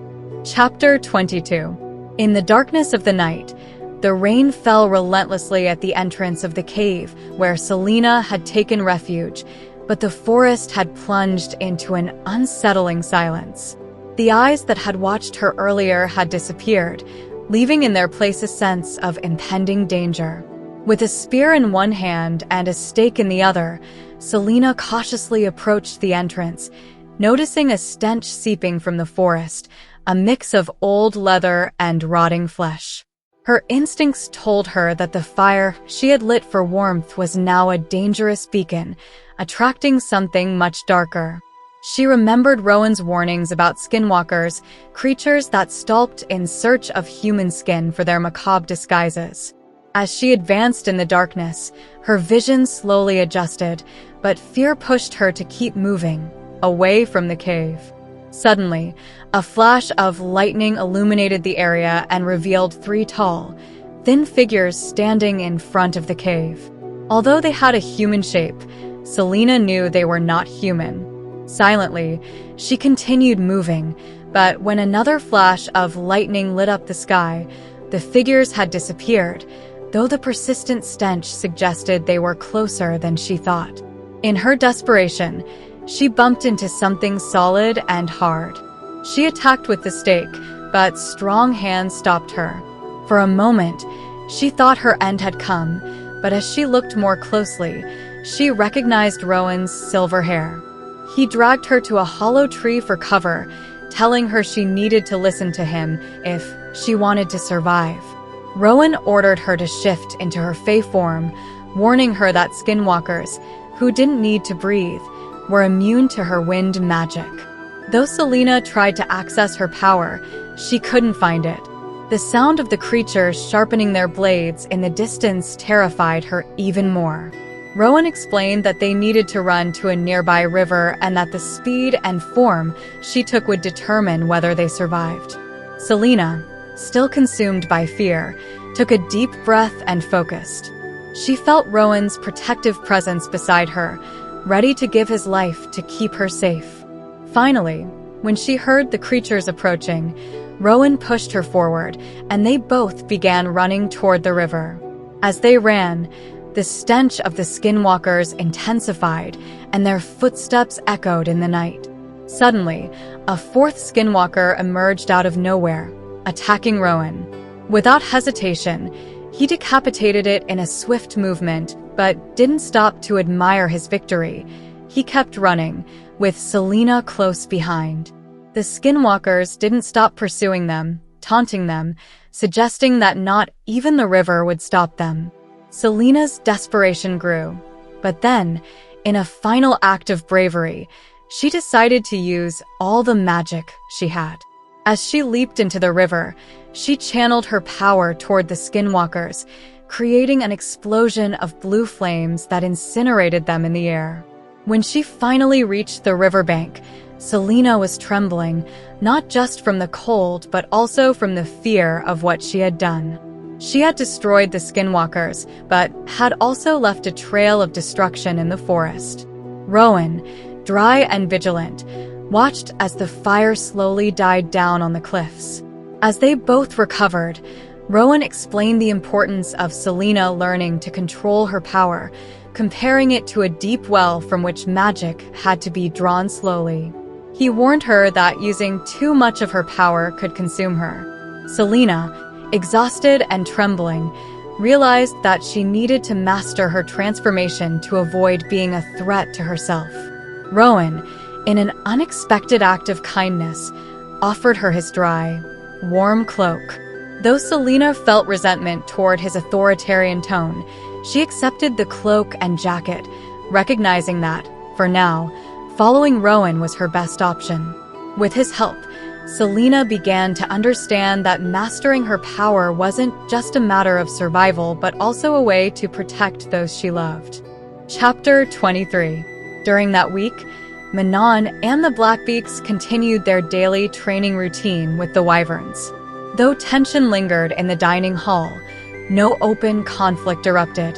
The Yellowlegs heir kept trying to provoke Manon, but she ignored her with the same indifference one might show toward a mosquito. Everything changed the day the heirs and their covens were to choose their mounts. In the Northern Fong's training arena, the matrons and their respective covens gathered to witness the selection of wyverns. A total of 42 witches were present, all eager to claim the most powerful beasts. Manon, who had already set her sights on Titus, was prepared to fight for him, knowing that other heirs wanted him too. With the 13 at her side, Manon watched as the wyverns were presented one by one. The first beast to be released was a medium-sized one, and 5 sentinels showed interest in it. After a brief demonstration of its ferocity, Cressida, the blue blood matron, allowed the witches to draw lots, and the beast was claimed by a blue blood sentinel. Manon noticed that the matrons were delaying Titus's release as a test to measure the heir's patience. Eventually, the first female wyvern was claimed by Petra, the blue blood heir, without opposition. Asterin, Manon's cousin, also claimed a fierce pale blue female, securing her position as the 13th scout. While Manon waited, Petra approached and suggested that she would prefer Manon to claim Titus over Iskra, the Yellowlegs heir. However, before she could respond, Iskra joined the conversation, insinuating that the decision was not Petra's to make. But before the discussion could escalate, Titus was finally released. Titus, an imposing beast, immediately demonstrated his power by attacking the bait beast with unmatched ferocity. Manon was impressed by his savagery and determination, deciding that she would do whatever it took to claim him. However, Iskra seized the moment of distraction and pushed Manon off the platform, causing her to fall into the arena. Manon managed to break her fall but found herself in a dangerous position, with Titus stalking her. Despite the pain in her ankle, she tried to run toward the gate to escape, but Titus reached her and struck her down. As she prepared for the worst, she noticed that the bait beast, instead of attacking her, was ready to confront Titus. In an unexpected turn, Manon allied with the bait beast. With a quick maneuver, she cut the chain that kept it trapped, freeing it just as Titus attacked. The bait beast pounced on Titus with unexpected fury and, against all odds, defeated him by tearing out his throat. Astonished by the bait beast's determination, Manon decided it would be her mount. With a simple declaration, she claimed the creature as her own, defying everyone present. She named her new wyvern Abraxos after the ancient serpent that held up the world. Despite her victory, the night ended in punishments and recriminations. Asterin was punished for not protecting Manon, and Manon herself was humiliated by her grandmother, who despised Abraxos for being small and weak. However, Manon was determined to prove she had made the right decision. Although Abraxos was small and had never flown, Manon saw in him a born warrior and was willing to train him and make him the champion she knew he could be. Chapter 24. Cale found a simple way to justify the wounds on his face to his men. He attributed them to an altercation with a drunkard in Rifthold. This lie was preferable to admitting he had been involved with Edion and the rebels in a dangerous exchange of information. In return for what he knew about Celaena and the King's Black Rings, Cale would receive details about the King's power, a deal that, for now, had kept everyone alive. That night, Cale and Edion ventured to Celaena's old rooms, which connected to Elena's tomb. It was the first time Cale had returned to that place since the night he was there with Celaena and Dorian. The tomb's old guardian, Mort, did not move or speak, as if he only responded to those who carried Brannon's blood. With the place secured, Edion demanded to know why he had been brought there. Edion showed no surprise at seeing the tomb or the sword Damaris, but Cale sensed that the general had deep secrets. As they both explored, Cale took out Elena's eye and began to reveal the truth, a truth that would change everything Edion believed. Dorian, hidden in the shadows of the staircase, listened to the conversation between Cale and Edion, stunned to discover that his friend and cousin had allied themselves. The revelation that Celaena was actually Aelin Galathinius hit Dorian hard, making him question everything he had believed about her. The betrayal burned deep, as neither Celaena nor Cale trusted him with the truth. In Dorian's heart, ice began to form, a reflection of his growing anger and despair. When Dorian finally revealed himself, Edion, sword in hand, tensed at the sight of him. Cale tried to calm the situation, but the betrayal Dorian felt left him cold. Despite Cale's pleas, Dorian made it clear that, though he would keep their secrets, he did not want to be part of them. He withdrew, taking his magic and his pain with him. After the tense meeting, Edion headed to a rendezvous point at the docks, where Run and Murtaugh awaited him. Despite the risks, Edion trusted that the information shared by Cale would be worth it. As they discussed the next steps, it became clear that Run and Murtaugh, though loyal to the cause, distrusted Edion and questioned the general's true intentions. The conversation turned to the possibility of reuniting Terrason's court, but the reality of what remained of the court was disheartening. Murtaugh and Run mentioned the few lords who had survived, though many had been lost in the chaos of Adarlan's conquest.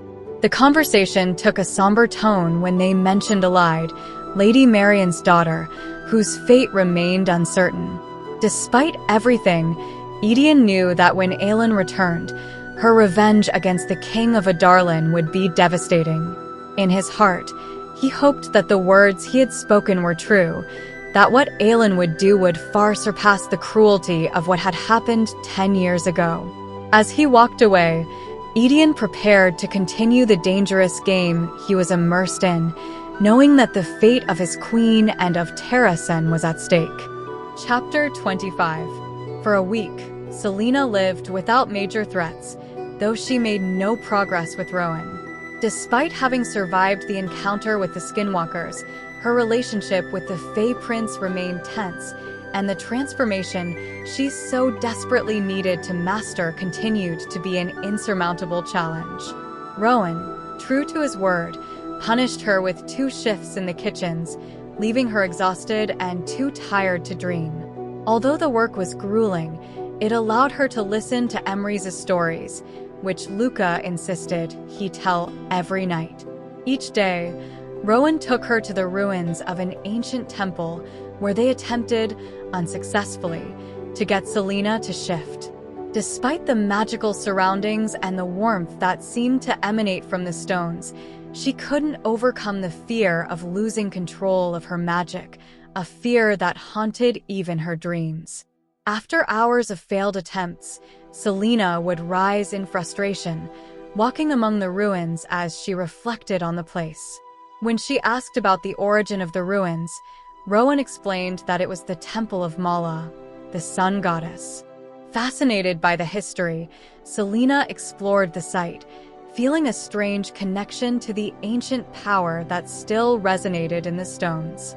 As she wandered the temple, She pondered the legends of Mab and her connection to the sun and moon goddesses. Rowan, though reluctant to talk about his past, admitted that he never knew Mab, which only increased Celaena's curiosity about her immortal companion. The days passed with no progress in her transformation, and her frustration grew. As they continued exploring the forest in search of answers, Celaena noticed that the fortress guards seemed uncomfortable around her. Rowan explained that her scent, a mix of repressed emotions, drove the men away, making them feel as though they didn't want to approach. Though she was annoyed that her feelings were so transparent, Celaena accepted the explanation, preferring to keep her distance. One day, Rowan led her south, to a pine forest near the sea. Without explaining the mission's purpose, they pressed on until they found the body of a woman, torn and withered, as if her life had been drained.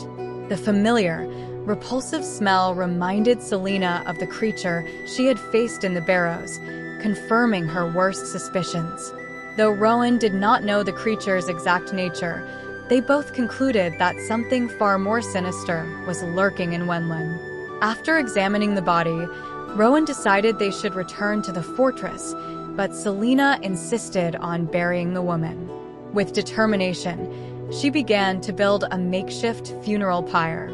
Though she couldn't summon her magic to help ignite the fire, Rowan supported her, using his wind to feed the flames until the body was reduced to ashes. As they watched in silence, as the ashes flew into the sky, Celaena felt a mix of frustration and relief.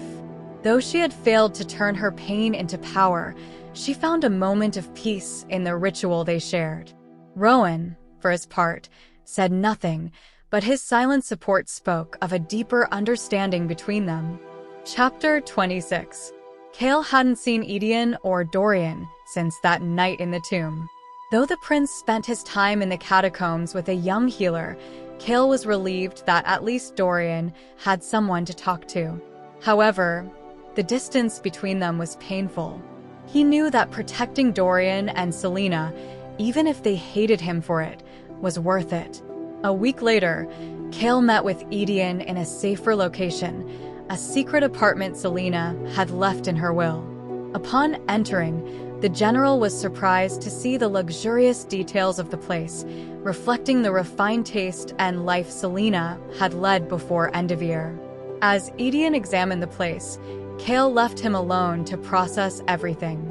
The apartment, decorated in green and silver, the royal colors of Terrasen, was filled with memories of Celaena. Overwhelmed by nostalgia, Edion walked through the space, aware that this was a place she had created for herself, a refuge that spoke of a life that had been ripped away. Edion vowed that when Aelin returned from Wenlin, he would not let her leave again.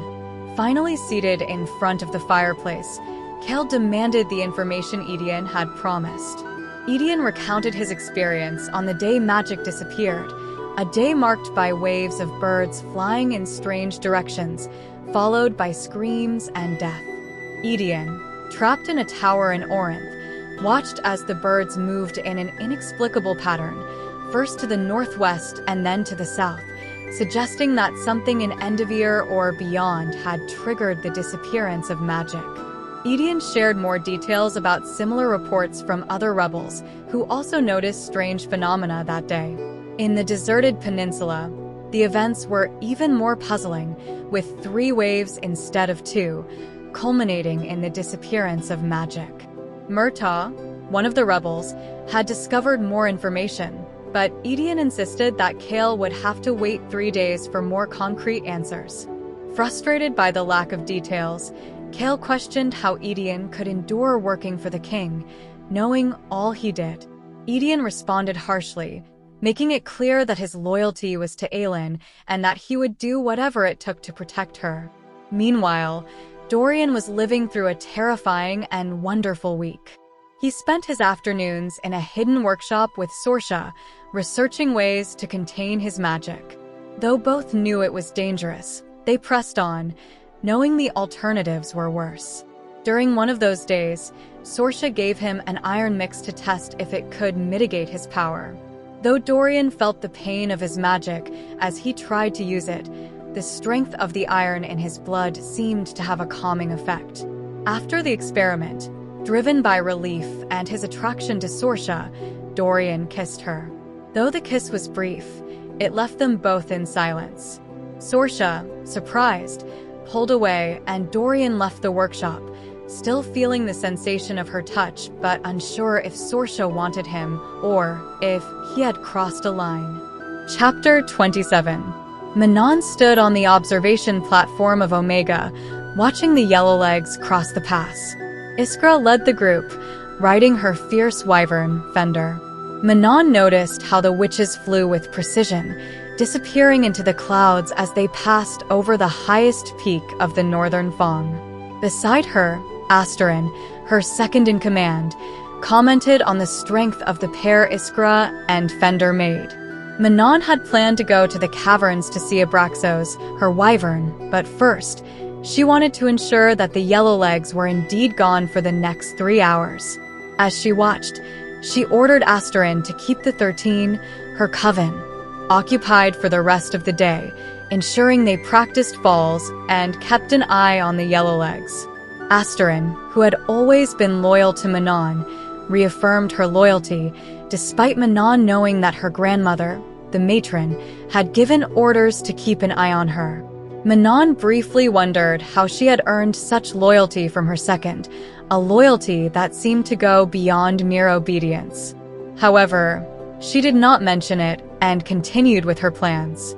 When Manon arrived at Abraxos' cage, she found the wyvern curled up against the wall, watching the handlers who were trying to tame him. Abraxos hated whips and refused to move as the handlers tried to saddle him. Manon, fed up with the humans' incompetence, approached the wyvern, ignoring the supervisor's warnings. Calmly but firmly, she spoke to Abraxos, telling him that he was hers and that together, they would conquer the sky. Abraxos, as if understanding her words, lowered his head and allowed Manon to touch him. She felt the wyvern's warm, smooth skin, noticing the scars that told the story of a warrior who had survived despite the odds. With a mix of respect and pride, she promised him that she would get him a saddle and forge new iron spikes for his tail, as well as iron fangs for his chipped teeth. Together, they would learn to fly and stain the kingdom red. The next 5 days were a challenge. Abraxos endured the pain of the modifications, growling and resisting, but always under Manon's watchful and calming eye. She told him stories to distract him while the handlers adjusted his fangs and iron spikes, always threatening them with bloody vengeance if they made any mistakes. Although Manon missed the flight lessons with the 13 during those days, she knew it was worth it if she could get Abraxos to fly. Meanwhile, in the training hall, Manon watched Sorrel, her third-in-command, train the younger Blackbeak coven. Though the young witches were not as bad as she had feared, they still had much to learn. Manon ordered that the coven leader be given time to improve, but also asked Vesta, another of the 13, to keep an eye on the witches at night. Manon also made sure that Edda and Briar, her shadows, were following the Yellowlegs in the corridors, gathering information on their movements. In the end, Manon told Asterin and Sorrel that she wanted a report that night while maintaining the lie that she would soon be flying with Abraxos, and that then they would all fly together as one. Chapter 28. As the days passed, not all of them were so terrible for Celaena.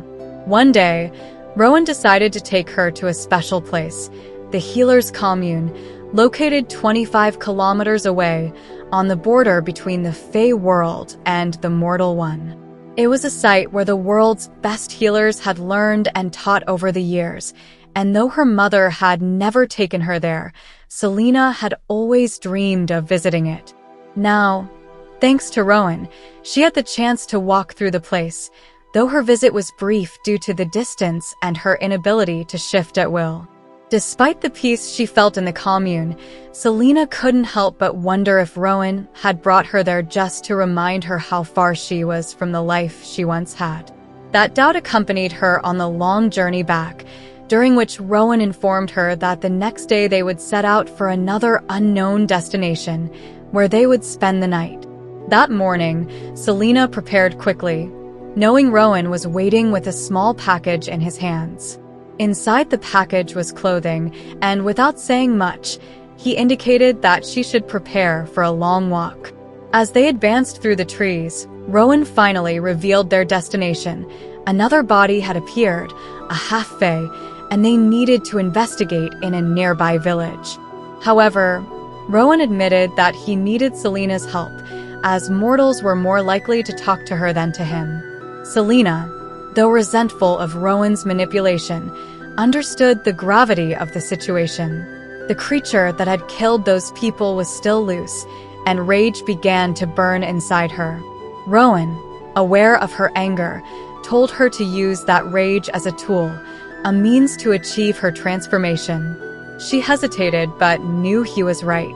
With an effort that combined anger and determination, she managed to cross that internal barrier and shifted. Rowan, smiling with satisfaction, challenged her to run the 30 kilometers to their destination. Though at first, Celaena struggled to adapt to her new form, she soon found herself running with a speed and freedom she had never before experienced.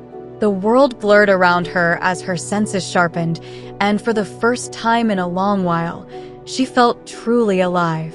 Rowan ran beside her, almost as if they were playing, and Celaena couldn't help but smile at the feeling of power and control emanating from her body. Upon arriving in the village, the atmosphere changed. The mortals were unwilling to talk, neither to Celaena nor to Rowan, and the answers they received were evasive and hostile. Though Rowan showed surprising patience with them, they failed to obtain any useful information. Celaena tried flirting with a stable boy, but it was in vain. Frustrated, she wandered the empty streets, noticing how the villagers closed their windows as the two intruders passed.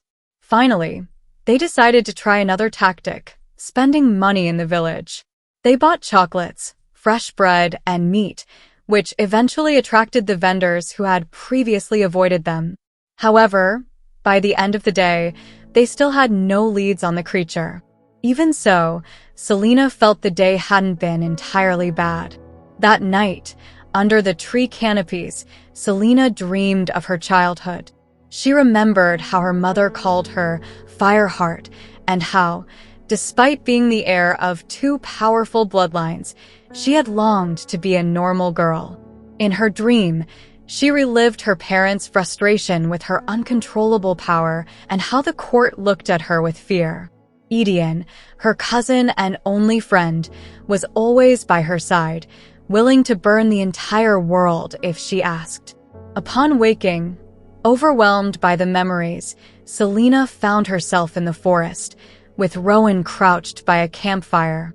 He ordered her to light the fire with her magic, and though she hesitated at first, she managed to channel her power, though in an uncontrolled manner, incinerating everything around her. Rowan, far from being angry, gave her advice. She needed to see her magic as a knife she could control, not as an enemy. Celaena knew she had a long way to go to master her power, but that day, for the first time, she felt that she might be able to do it. Chapter 29. Sorsha kept telling herself that the kiss with Dorian had been nothing more than a fleeting moment, a simple gesture of thanks. However, that kiss had shaken her entire world. Despite this, she continued helping Dorian with his magic, adjusting the doses of iron and molasses to make them more tolerable. The solution was to disguise it as a contraceptive tonic, something that would fit the prince's reputation and avoid raising suspicion. One day, Sorsha arrived at Dorian's room with his daily dose. Upon entering, she noticed something different about him. The way he looked at her, the intensity in his eyes, made her feel nervous. Dorian took her hand, thanking her for helping him and not running away from him. Despite her attempts to keep her distance, Sorsha couldn't help but feel a strong desire for him. When she tried to leave, Dorian didn't stop her, but the way he looked at her made her turn back. In a burst of courage and desire, she kissed him with a passion she had long repressed. Meanwhile, Chaol had been anxiously awaiting a crucial meeting with Run and Murtaugh. Tensions had grown, and Chaol felt the weight of the lies he had told to cover up his activities. Finally, the day of the meeting arrived, and Chaol found himself in a dark alley, nervous about what was about to happen. Edion accompanied him, and though he didn't carry the sword of Orinth, he was armed to the teeth with knives and daggers. As they waited, Edion seemed confident, even carefree, which only increased Chaol's anxiety. When Ren finally appeared, he was gravely injured, and his first concern was for Murtaugh, who, according to Ren, was safe. Ren had been ambushed by 8 men, of whom he managed to kill 2 before escaping. Now, 6 assassins were still pursuing him. Edion, with his usual lethal calm, ordered Chaol to hide with Ren behind some barrels while he faced the attackers. Chaol, though nervous, obeyed and watched from the shadows as Edion prepared for battle. The fight was swift and brutal. Edion proved to be a formidable warrior, defeating the 6 men in a matter of minutes. Chaol, impressed by Edion's skill and prowess, couldn't help but think about how dangerous an alliance between Edion and Celaena would be. When Edion returned, he dropped a piece of cloth with the royal emblem, a wyvern, the king's seal. Chaol did not recognize the attacker's uniform, which only increased his concern. Edion, still containing his rage, heard more movement in the distance and knew more men were searching for them. With the situation becoming increasingly dangerous, Run, despite his condition, indicated that he knew of a safe place where they could hide. Chapter 30. Chaol felt that every step he took was an act of restraint. Alongside Edion, he supported a semi-conscious Run as they moved through the dark alleys of Rifthold slums. The streets, still crowded despite the hour, offered them the necessary camouflage, and the appearance of 3 staggering men served as a disguise. A woman attempted to seduce Edion, but he gently but firmly pushed her away, his mind clearly elsewhere. Finally, they reached the opium den Ren had mentioned before losing consciousness entirely. The shouts of soldiers echoed in the distance, and the urgency to hide made them hurry toward the carved door. The stench of the place, a mix of unwashed bodies and sweet smoke, enveloped them as they entered, but they had no choice but to press on. The madam, a shrewd and elderly woman, greeted them and quickly led them down a dark corridor adorned with worn rugs. Without hesitation, Chaol handed over 3 gold pieces, a bribe for the safety she offered. The madam led them to a small alcove separated by a veil, where she prepared a temporary refuge for them among smelly cushions and tattered silks. While Edion helped Rin change clothes, the madam prepared 3 pipes on the low table, indicating that they would have to pretend to be under the effects of the drug if they wanted to survive the imminent inspection. Chaol didn't object when the woman began to arrange his appearance, applying blush and tousling his hair to give him the look of a man who was high. Shortly after, the den's door was flung open and the soldiers entered. Edion, adopting the role of a drunk young noble, rudely demanded wine, which seemed to divert the men's attention. Chaol, for his part, reclined on the cushions and gave a drowsy smile, praying that his act was convincing. After a tense wait, the soldiers continued their search elsewhere, leaving them in peace. An hour later, Murtaugh arrived at the den. The madam led them to her private office, where Run was treated with surprising skill by the woman, who cleaned and stitched the young man's wound. Murtaugh, nervous, paced as Rin fell into a deep sleep thanks to a tonic administered by the madam. Edion, sitting with his attention fixed on the door, demanded to know who had attacked Rin, but Murtaugh had no clear answers. He knew that someone had betrayed Rin, but he couldn't say who.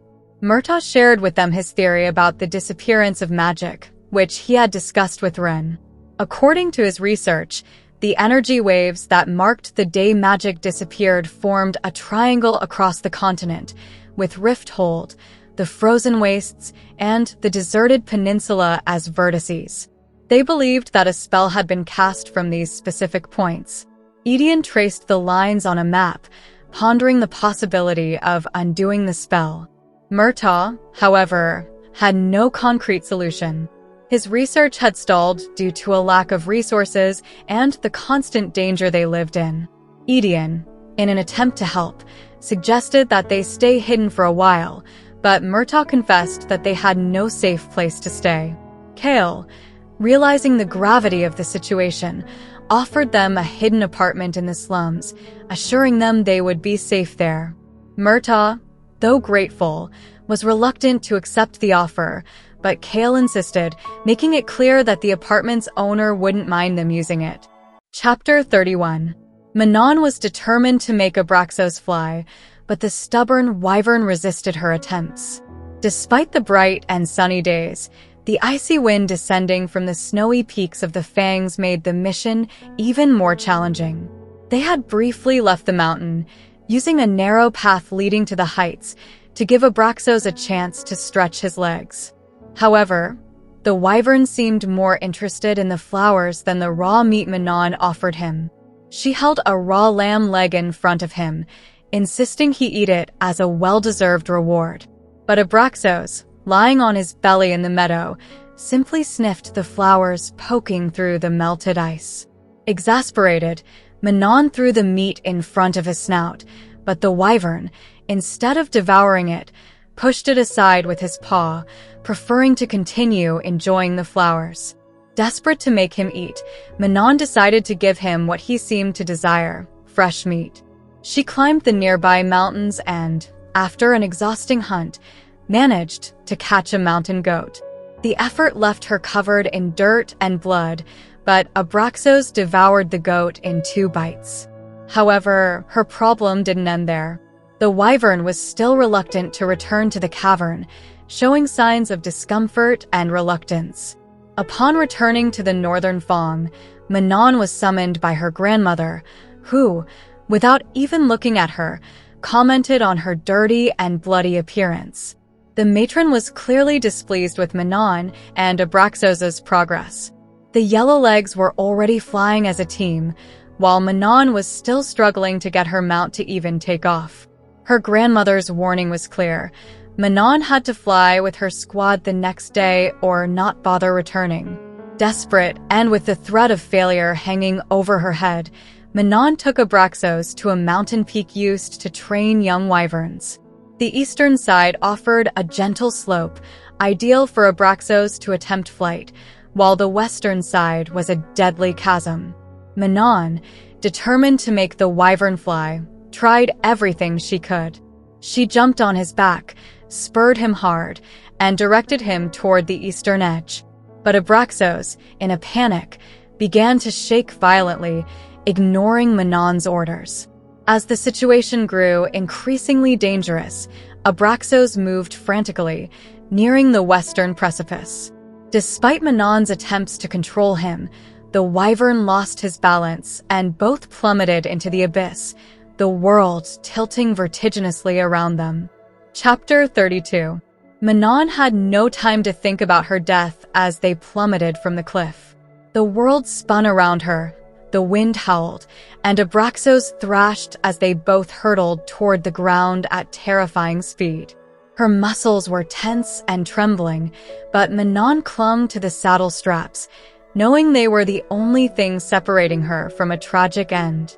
Below, the trees and sharp rocks began to take shape, dangerously close with each spin. Manon screamed with all her might, commanding Abraxos to open his wings. But he remained panicked, his wings pinned to his body. The river and the peaks of rocks became visible, and the certainty of death enveloped her with each passing second. However, At the last moment, just when all seemed lost, Abraxos spread his wings. The updraft caught them, and in a miraculous twist of fate, they began to ascend. As they rose, Manon felt a mix of relief and awe. Abraxos beat his wings powerfully, carrying them away from danger, and the sound of his movements resonated like the most beautiful music she had ever heard.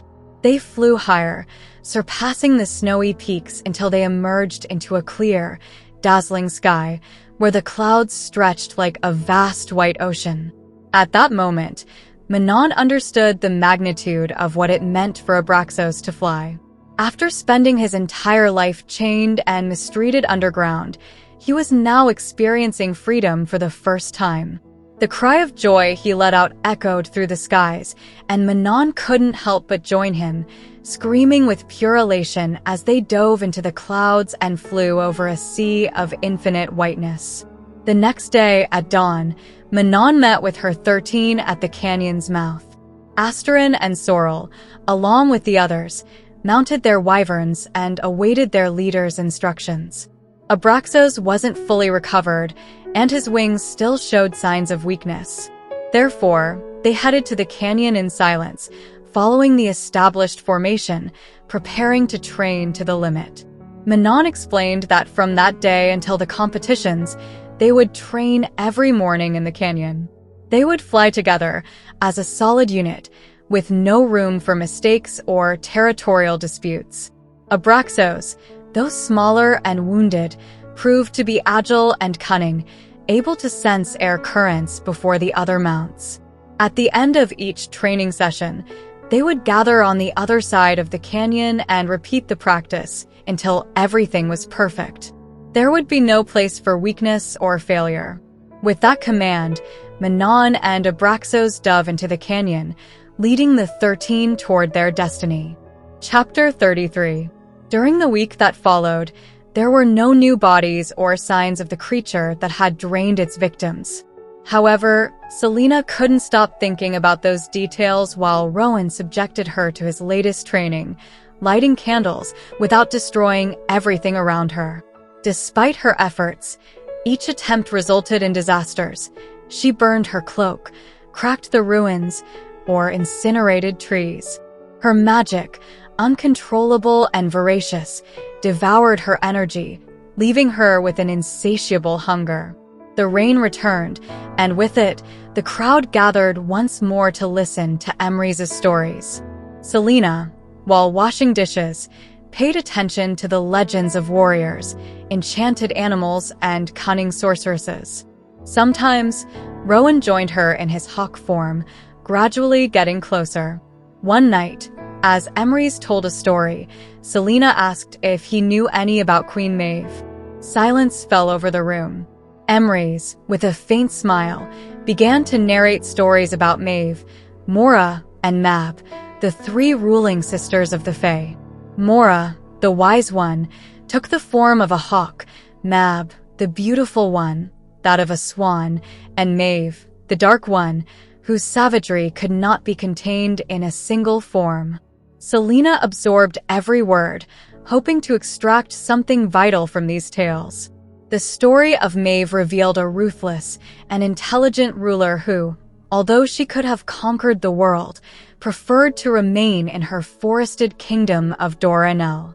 As Emrys narrated, Celaena couldn't help but think of Rowan, who had sworn loyalty to that immortal monster. Just as she was about to ask for another story, she noticed movement in the trees.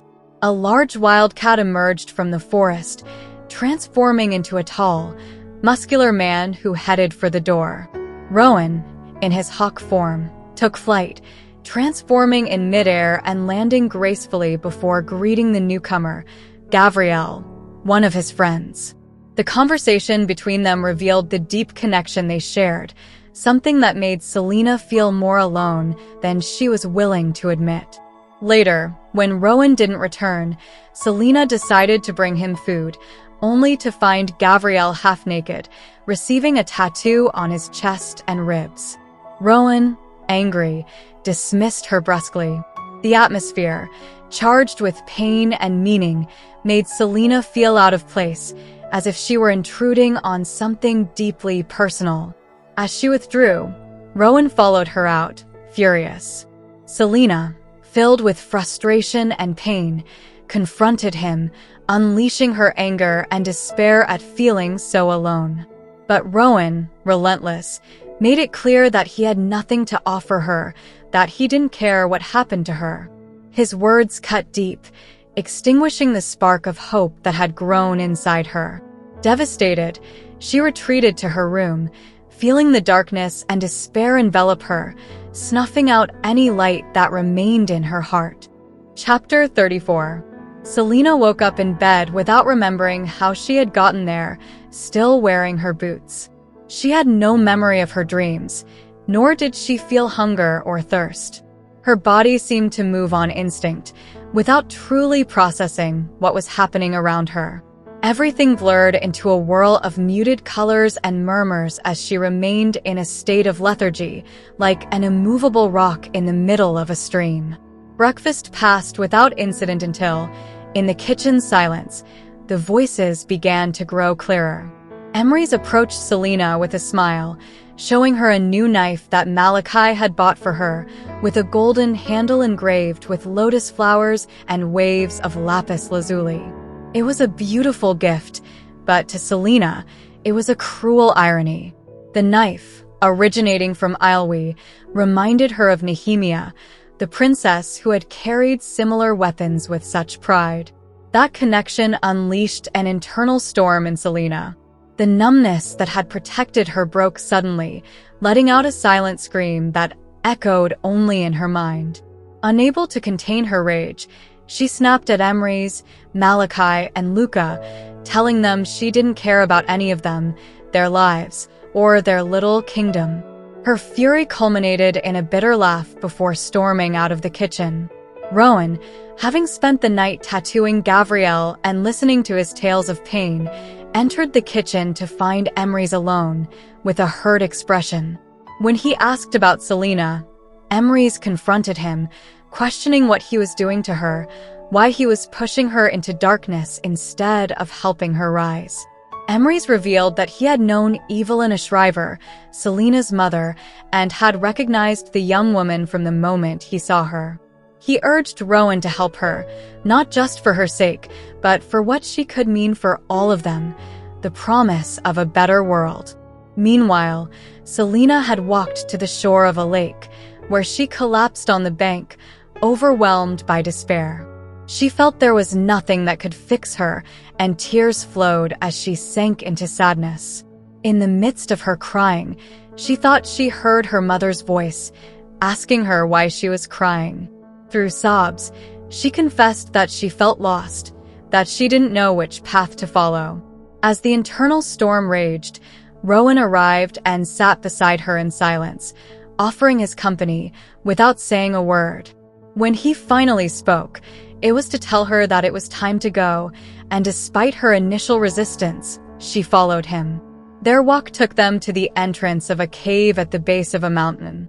Inside, they found Luca chained in the center of a frozen lake. Rowan ordered Celaena to rescue him in her Fae form as part of her training.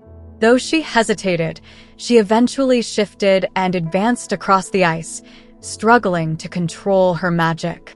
With each step, the tension grew, but she managed to master her power and freed Luca without them both sinking into the lake. However, just when she thought the danger had passed, Celaena saw something in the water beneath the ice. A large red eye watched her from the depths, a reminder that, though she had overcome this challenge, the true dangers were still ahead. Chapter 35. Celaena found herself in a desperate situation, facing a danger emerging from the ice. As she discovered a gigantic creature with sharp teeth rising from the lake's depths, she ordered Luca to get off the ice immediately. However, the situation grew increasingly perilous as the creature, with a serpentine, scaly body, drew closer. Rowan, watching from the shore, remained calm as the creature approached, but urged Luca to move faster. Celaena, seeing the threat advancing under the thin layer of ice, thickened the ice beneath her feet to create a safe path to the shore. Though they managed to escape, the creature attacked with its powerful tail, breaking the ice and knocking Celaena to the ground. Despite the danger, she controlled her magic, resisting the urge to use it so as not to reveal her power. As they neared the shore, Celaena took the sword Rowan sent her, admiring its balance and beauty. However, Luca fell, and Celaena had to lift him as the ice continued to crack beneath them. When they finally reached the shore, they saw the creature submerge once more, defeated by the sunlight it couldn't endure. Exhausted and aware of the danger they had left behind, they hurried back to Mistward. Back at the fortress, Celaena, exhausted and furious at the risk they had been exposed to, confronted Rowan. In a burst of fury, she attacked him, hitting him repeatedly as she blamed him for endangering others. During the fight, Celaena unleashed the pain and anger she had been harboring since Nehemia's death, revealing her guilt and hatred for not being able to save her. After the fight ended, Celaena and Rowan returned to the fortress in silence. In the kitchen, Emery scolded them for their disheveled appearance and constant fighting, showing concern for their behavior. Despite the tension, there was a moment of understanding between Celaena and Rowan. Later that night, unable to sleep, Celaena decided to see Rowan to offer him an ointment for his burns. In an intimate conversation, Rowan revealed the story of his past, the loss of his mate, and the guilt that had consumed him for centuries. Both, marked by their own tragedies, found a bond in their shared pain. In the end, they promised to help each other find their way back from the darkness that had enveloped them. Part 2, Heir of Fire. Chapter 36. Edion was on the rooftop of a building with Ren Allsbrook, who was visibly uncomfortable as he mentioned Edion's upcoming meeting with Captain Westfall. Edion, paying little attention, continued sharpening his nails with a knife, reflecting on Ren and his grandfather's situation. Ren had been recovering in the apartment for days, and though Murtaugh had preferred to sleep on the couch, Edion couldn't help but wonder what they knew or suspected about the true owner of the place, Celaena, or more precisely, Aelin. The conversation between Edion and Ren revealed the tensions between them. Ren, whose financial situation was precarious, felt indebted to Edion for saving his life and hiding him. However, Ren's shame over his poverty was evident, and Edion, upon discovering the situation Ren and his grandfather were in, felt deep shame for not having known earlier. The conversation became more serious when Ren mentioned the possibility of breaking the spell that blocked magic, asking if Edion would do it if given the chance. Edion, frankly, assured him he would, knowing the difference it could make in future battles. Ren shared painful memories of how magic couldn't save his sisters when the magic schools were destroyed by a Darlan's army, making clear the resentment he still harbored. Edion, though he regretted it, could only offer apologies, knowing that the return to Terra Sun would be difficult for everyone, especially for Ren, who doubted his ability to lead his people after years of poverty and struggle. Ren confessed to having done bad things, to which Edion responded empathetically, knowing that everyone had committed questionable acts during those dark years. The conversation took a tenser turn when Ren questioned Edion's intentions toward Captain Westfall, insinuating that Edion might dispose of him once he was no longer useful. Edion coldly responded that he would make that decision when the time came. However, Ren persisted with his questions, wondering what Edion's queen would think of his methods. Irritated, Edion ended the conversation, making it clear that his only desire was to see his queen again, even if only once.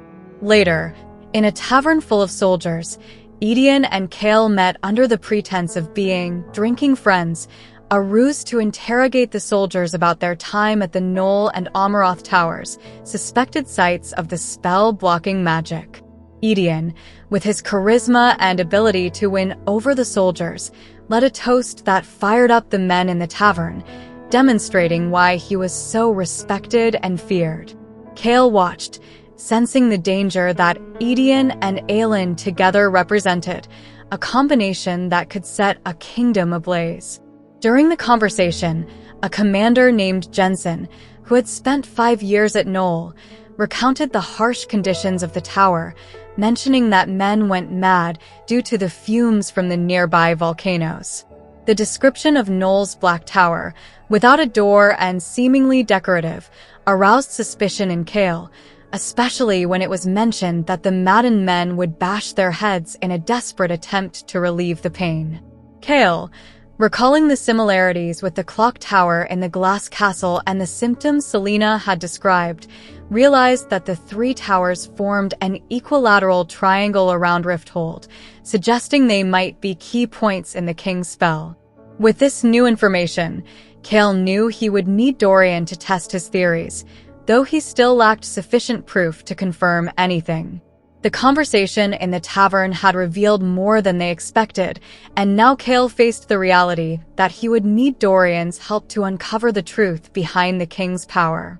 Chapter 37. Manon and her 13 had been undergoing weeks of grueling training, facing the challenges of mastering flight on the wyverns. Although the days were filled with effort and danger, the bonds between the witches and their mounts were strengthening, turning them into an increasingly lethal unit. Manon, always strategic, made sure that both the witches and the wyverns were fed fresh meat, hunting mountain goats to avoid the repulsive food provided by the king's men. The improvement in the 13th's strength and agility was evident, but Abraxos, her wyvern, remained a challenge. His wings, though stronger, were still not ready for complex maneuvers. Manon decided that Abraxos needed something more, something that could reinforce his wings and give them the advantage they needed. Determined, she planned a trip to the Run Mountains in search of the legendary silk of the Stygian spiders, enormous and deadly creatures that wove a material as strong as steel. Despite the warnings about the danger of the journey and the impending storm, Manon was resolute in doing whatever was necessary to ensure the 13th's victory. The storm hit them just as they reached the run, forcing them to land and take shelter in a ledge to protect themselves from the relentless weather. Manon, wet and freezing, endured the storm alongside Abraxos, recalling the times she had survived worse storms in her warrior life. Though the cold was brutal, Manon's determination never wavered, and Abraxos, in a gesture of loyalty, covered her with his wing, shielding her from the cold and giving her some warmth through the night. With the arrival of dawn, the clear sky allowed Manon to locate the place where the Stygian spiders lived. Guided by signs of bones and trees covered in webs, she finally found the entrance to their caves. The welcome was unsettling, with supernatural laughter and the appearance of one of the enormous spiders, whose size and grace impressed Manon. Despite the tension, Manon kept her composure, making it clear that she had come to negotiate. The spider, intrigued by the presence of Manon and Abraxos, questioned their intentions. Manon explained that she needed the silk to reinforce her wyvern's wings. The spider, aware of the value of her silk, agreed to bring a roll for inspection before discussing the price. The conversation took a sinister turn when the spider suggested she might want something more than just payment, hinting that she would take Manon's beauty in exchange for the silk. Manon, though she valued her beauty as a weapon, wasn't willing to give it up without a fight. The tension increased when the spider tried to impose a price, but Manon, astute, detected an imperfection in the silk she was offered. Calmly, she pointed out the flaw, using it as an excuse to reject the deal. The spider, enraged, approached dangerously, but Abraxos, always alert, reacted swiftly. In a quick and lethal movement, his tail sent the spiders tumbling into the void, allowing Manon to gather the silk and escape. Manon's plan had been a perfect trap, using the cliff as a launching point to quickly flee with the valuable material. Manon and Abraxos soared into the air, leaving the defeated spiders behind with the silk they needed to ensure the 13 became the most feared army. Chapter 38. Manon had returned from her perilous mission with enough spider silk to reinforce Abraxos's wings. After carefully sewing the silk into his wings, she stored the rest in a safe place, telling no one where she had gone or how she had obtained the material. She knew Asterin would have reprimanded her for the risk she took, and her grandmother, if she found out, would not let it pass without punishment. But Manon wasn't willing to lose Asterin or compromise the cohesion of her 13. Once Abraxos was ready, Manon decided it was time to test his ability to cross the pass, a dangerous flight that would test his newly reinforced wings. Asterin and Sorrel accompanied her, ready to intervene if anything went wrong. Although Manon trusted the silk, the risk remained high, and her companions wouldn't have let her attempt it without taking the necessary precautions. When the time came, Abraxos was hesitant. The wyvern, who usually followed her orders, now seemed petrified at the idea of flying through the pass. Manon, frustrated and embarrassed, tried to force him to move, but Abraxos resisted. The situation grew tense, with Asterin and Sorrel watching closely and the Yellowlegs witches, led by Iskra, enjoying the spectacle. Iskra, always eager to humiliate Manon, intervened, suggesting that perhaps her wyvern needed discipline. Taking a whip, Iskra struck Abraxos, causing a wound near his eye and a roar of pain. This was enough for Manon to lose control. She lunged at Iskra, sparking a violent fight between the two heirs. Manon, driven by fury, attacked mercilessly, ignoring the pain of her own wounds and focusing on avenging her wyvern's suffering. The fight only stopped when Sorrel and Asterin intervened, pulling Manon away before she could cause more damage. Manon, still furious, issued a clear warning to Iskra. If she touched Abraxos again, she would pay with her life. That night, Iskra faced the consequences of the fight, receiving a beating from her mother, in addition to lashes for having injured Abraxos. Manon, though wounded and sore, refused the offer of personal revenge, concealing her weakness. The next day, as Manon visited Abraxos in his cage, Petra, the blue-blood heir, approached with an unexpected offering, a goat leg hunted by her wyvern, Keely. Petra, maintaining a respectful tone, commented on the fight and suggested that Keely had wanted to share the meat with Abraxos. Manon, distrustful, refused the offer, but Petra hinted that wyverns, in some way, could communicate with their riders. Manon, irritated and confused, threw the meat to the ground, making it clear she didn't accept gifts from rival clans. Manon was left pondering Petra's words and the relationship between riders and mounts. Although she wouldn't admit it, she began to question her connection with Abraxos and what it truly meant to be his rider. Chapter 39. Celaena was in Rowan's room, helping him touch up the tattoos that covered his arm. As she worked, she tried to make conversation with him, asking how he had learned to do tattoos. Rowan, initially reluctant, eventually agreed to tell her that he had learned in the war camps, where a commander had taught him the technique. The conversation, though light at first, soon became more personal when Celaena asked about Rowan's family. He revealed that his parents, already old by immortal standards, had disappeared into the beyond when he was very young, and that he had no siblings, which resonated with Celaena's own story. As she continued tattooing, Celaena shared a bit of her own past, talking about her mother and the difficult pregnancy that had brought her into the world, also mentioning her cousin Edion, whom she hadn't named in years. Remembering Edion brought her deep pain, knowing that he had become a general in the service of the king of Adarlan, filling her with guilt and remorse. The conversation grew even more intense when Rowan challenged her to consider her birthright and why she didn't want to claim her throne. Celaena, with her guard down, confessed that she saw the crown as another set of shackles, something that would bind her and prevent her from being free. Though Rowan tried to understand her fear, Celaena quickly shut down the conversation when he noticed the scars on her wrists, indicative of a past filled with pain and slavery. Rowan, determined to understand her better, kept pressing, but Celaena remained evasive, revealing only what was necessary about her time with Arobynn and the reasons that led her to stay under his tutelage. Despite the tension, the conversation was interrupted by a tacit understanding between them, a recognition that they were both still figuring out their relationship.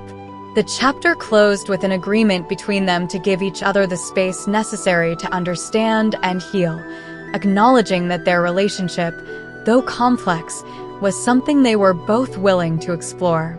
Chapter 40. In the intimacy of Dorian's room, he and Sorsha shared a moment of closeness. Dorian, fascinated by the softness of Sorsha's skin, asked her about her greatest desire. She, with a smile, avoided answering directly, leading Dorian to joke about her ability to lie. Despite the happiness of the moment, both were aware of the limitations of their relationship. Sorsha had to hide her love for Dorian due to the differences in their positions, and he felt trapped by his royal obligations. After Sorsha left to avoid being seen, Chaol appeared unexpectedly at the door. The tension between them was palpable, as they hadn't seen each other in weeks. Chaol apologized for his actions, acknowledging the harm he had caused, but Dorian, still hurt by his friend's lies, wasn't ready to forgive him easily. The conversation turned to Celaena, her magic, and the decisions they had both made. Dorian reminded Chaol that he couldn't choose which parts of people to accept, and now he had to decide whether he was with Celaena or against her. Meanwhile, Edion, Ren, and Chaol waited for Murtaugh in the secret apartment.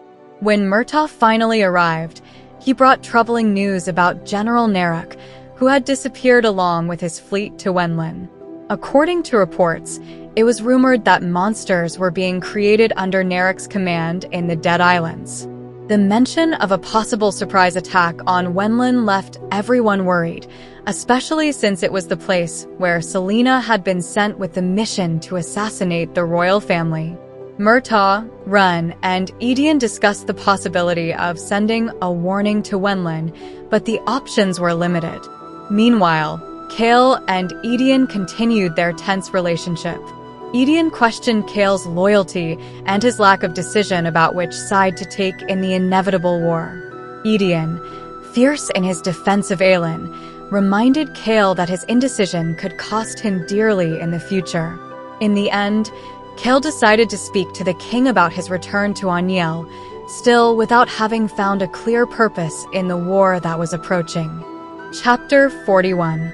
Over the next 2 weeks, Celaena settled into a routine that, while exhausting, provided her with a sense of stability. Mornings and evenings were spent working as a scullery maid in the kitchen, and during the day, she trained with Rowan, exploring her magic and pushing her limits.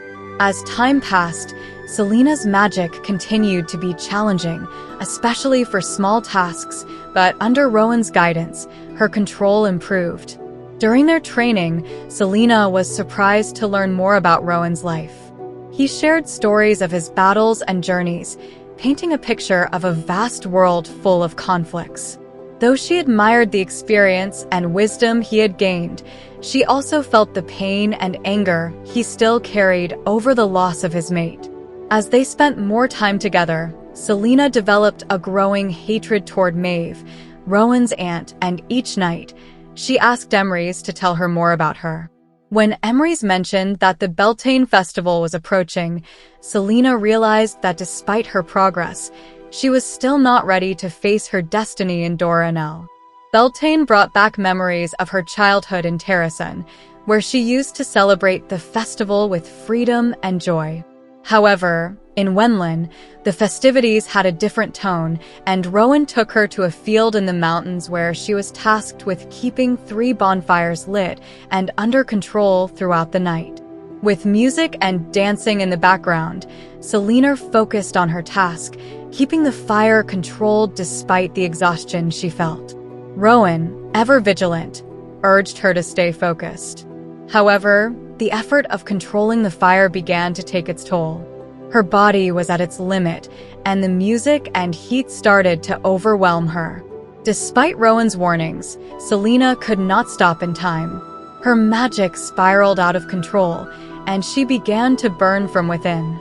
Recognizing the danger, Rowan quickly took her to a tub of cold water to cool her down, but her body continued to burn. It was only through Rowan's persistence and will that they managed to stabilize her, alternating between ice and hot water until the fire inside her finally calmed. Exhausted and in pain, Celaena let Rowan take care of her. When he noticed the scars on her back, the result of her time in the salt mines of Endeavir, his reaction was one of controlled fury. However, instead of expressing compassion, Rowan simply absorbed the information in silence, his anger transforming into a deep understanding of the woman before him. Finally, Rowan left the room in silence, leaving Celaena alone in the water, reflecting on how close she had come to losing herself and the destructive power she still did not fully control. Chapter 42. Rowan flew over the trees. Propelled by the wind, he controlled with his magic, but the howls in his head were louder than the roar of the air. He could not shake the image of Celaena's back, marked by scars that spoke of unimaginable pain. He had seen many terrible wounds in his life, some caused by his own hand, but what he saw on Celaena's back had left him paralyzed with fury and horror. Maeve, his queen, had hidden that truth. She knew what Celaena had suffered, knew she had been a slave, and yet had said nothing to Rowan. He recalled with anger one of his first encounters with Celaena when he had threatened her with a whip. Now he understood why she had reacted so violently. The scars were not just physical, but deep wounds in her soul. Rowan cursed himself for not understanding sooner. Realizing the gravity of what Celaena had endured and how close he had come to losing her that night when her magic almost consumed her, he felt a protective and primal rage. It was not a desire for her, but a need to protect her, to correct his mistakes. However, he knew that Celaena did not trust him, that she did not want him to know all her pain. But Rowan could not leave her alone, not now that he understood more of her suffering. Determined, he turned around and flew back to Mistward, with the resolve to get answers from his queen very soon. Meanwhile, Celaena, after being treated by the healers, returned to her room, exhausted and freezing. Despite the cold, she did not have the energy even to dress before falling into bed. Her sleep was restless, interrupted by the pain in her body and the cold that invaded her. In the middle of the night, her window opened, and a wind entered the room. Before she could react, Rowan appeared, lifted her, blanket and all, and carried her to another room. Too weak to protest, Celaena let herself be carried, and Rowan settled her in a warm bed next to a lit fireplace. He placed a heavy quilt over her and lay down as far from her as he could. In the darkness, he told her that she would stay with him from now on. Celaena, curled up in the bed, accepted without arguing. She did not want pity, and Rowan, in a rough voice, assured her that it was not pity that had led him to act but the fact that Maeve had not told him the truth about what she had suffered. Celaena reached out to touch Rowan's hand, grateful that he understood. She confessed that at first, she had feared his mockery, but later, she did not want his pity or to use her past as an excuse. Rowan, recognizing the strength in her words, asked her to tell him how she ended up in Endeavir and how she got out. Despite her exhaustion, Celaena told him about her life in Rifthold, her love for Sam and his death, and the horrors she lived through in Endovier. She spoke until her words began to drag, and sleep overtook her. There were still many stories left to tell, but that night, as their hands remained intertwined, Celaena slept deeply, feeling that something inside her was beginning to heal. Something was melting within her, not to hurt her, but to heal her, to make her stronger. Rowan, holding her even in sleep, protected her not only from external dangers, but also from the shadows that still lurked in her heart. Chapter 43. Rowan did not allow Celaena to leave the bed that day.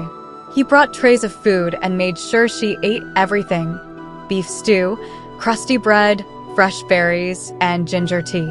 She ate eagerly, hungry after her magical collapse the night before, but she could not help but notice how attentive Rowan was, almost as if he were worrying too much. Emrys and Luca visited to check on her, but seeing Rowan's firm demeanor, they decided she was in good hands and left, promising to return when she felt better. While Celaena rested, Rowan remained vigilant, ensuring the room was in perfect order. He did not allow anything to interrupt her recovery, and although she tried to joke about the situation, he was not easily distracted. Despite the pain she felt throughout her body, Rowan's attention became irritating. Every time she tried to relax, he insisted she eat more, saying she had likely reached exhaustion because she had not eaten enough. Celaena gave in and accepted the bread and broth he offered, even though she already felt full. The conversation turned to magic and what happens when it becomes depleted.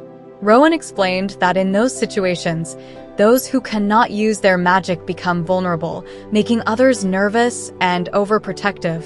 The talk shifted to darker topics when Rowan mentioned the Karanam, a rare magical connection that allows two people to share their power.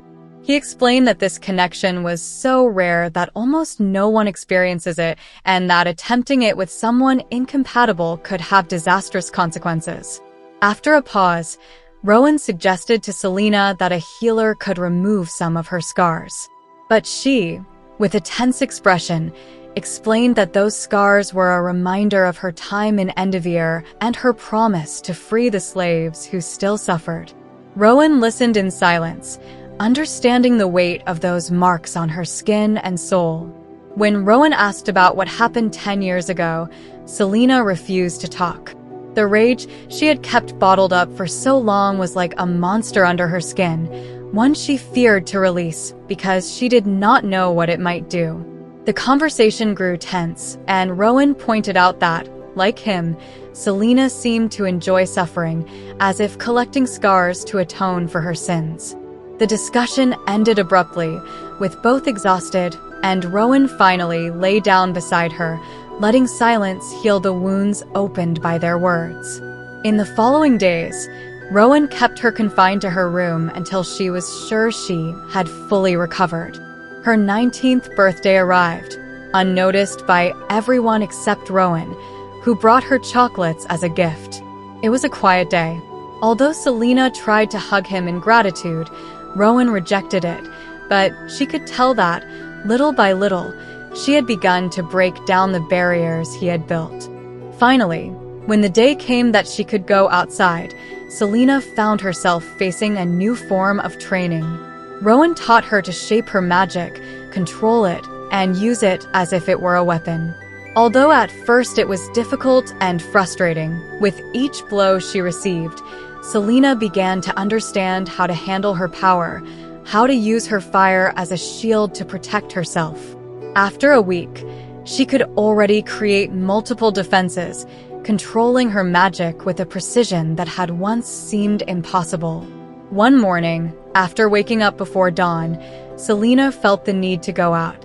She descended to the rocky watch points and, trembling from the cold of dawn and the energy flowing through her, began to practice alone, aware that she had taken a significant step on her journey to absolute control of her power. Chapter 44. The 13 flew as one, leading the other covens of the Blackbeak Cliffs through the sky. Day after day, under rain, sun, and wind, They trained tirelessly until their skins were tanned and freckled. Although Abraxos had not yet faced the crossing, the improvements to his wings thanks to spider silk allowed him to fly with more confidence and skill. The military competition was rapidly approaching, and even though Iskra had kept her distance since the altercation in which Manon nearly killed her, the 13 remained on alert, constantly watching their backs and meticulously checking every detail before mounting their wyverns. Everything seemed to be going well until Manon received an unexpected summons from her grandmother. Upon entering the room, her grandmother, baring her teeth in a fierce smile, confronted her severely. The old witch, enraged to learn from Cressida that Abraxos had not yet crossed the crossing, accused Manon of being a disgrace, both she and her wyvern. Her grandmother reprimanded her harshly, marking her with small cuts on her cheek and chest, and made it clear that the only option was to fly through the crossing the next day. If she failed, the threat was clear. Her life would be in danger. The next day, all the witches gathered to witness Manon and Abraxos' flight through the crossing. Abraxos was ready, saddled, and waiting at the mouth of the cave that opened into the night. Asterin and Sorrel were close by, but not mounted on their wyverns, as Manon's grandmother had forbidden them to intervene if something went wrong. The tension was palpable as the elder witches watched from above and the others from the platform. When Manon tried to make Abraxos move forward, he refused. It was not fear that stopped him, but a kind of silent defiance. The wyvern lifted his head and glared at Manon's grandmother with fury in his eyes, a gesture that should have earned him a punishment, but Manon understood it as a sign of something deeper. Abraxos, who had faced so many challenges, now refused to submit without more.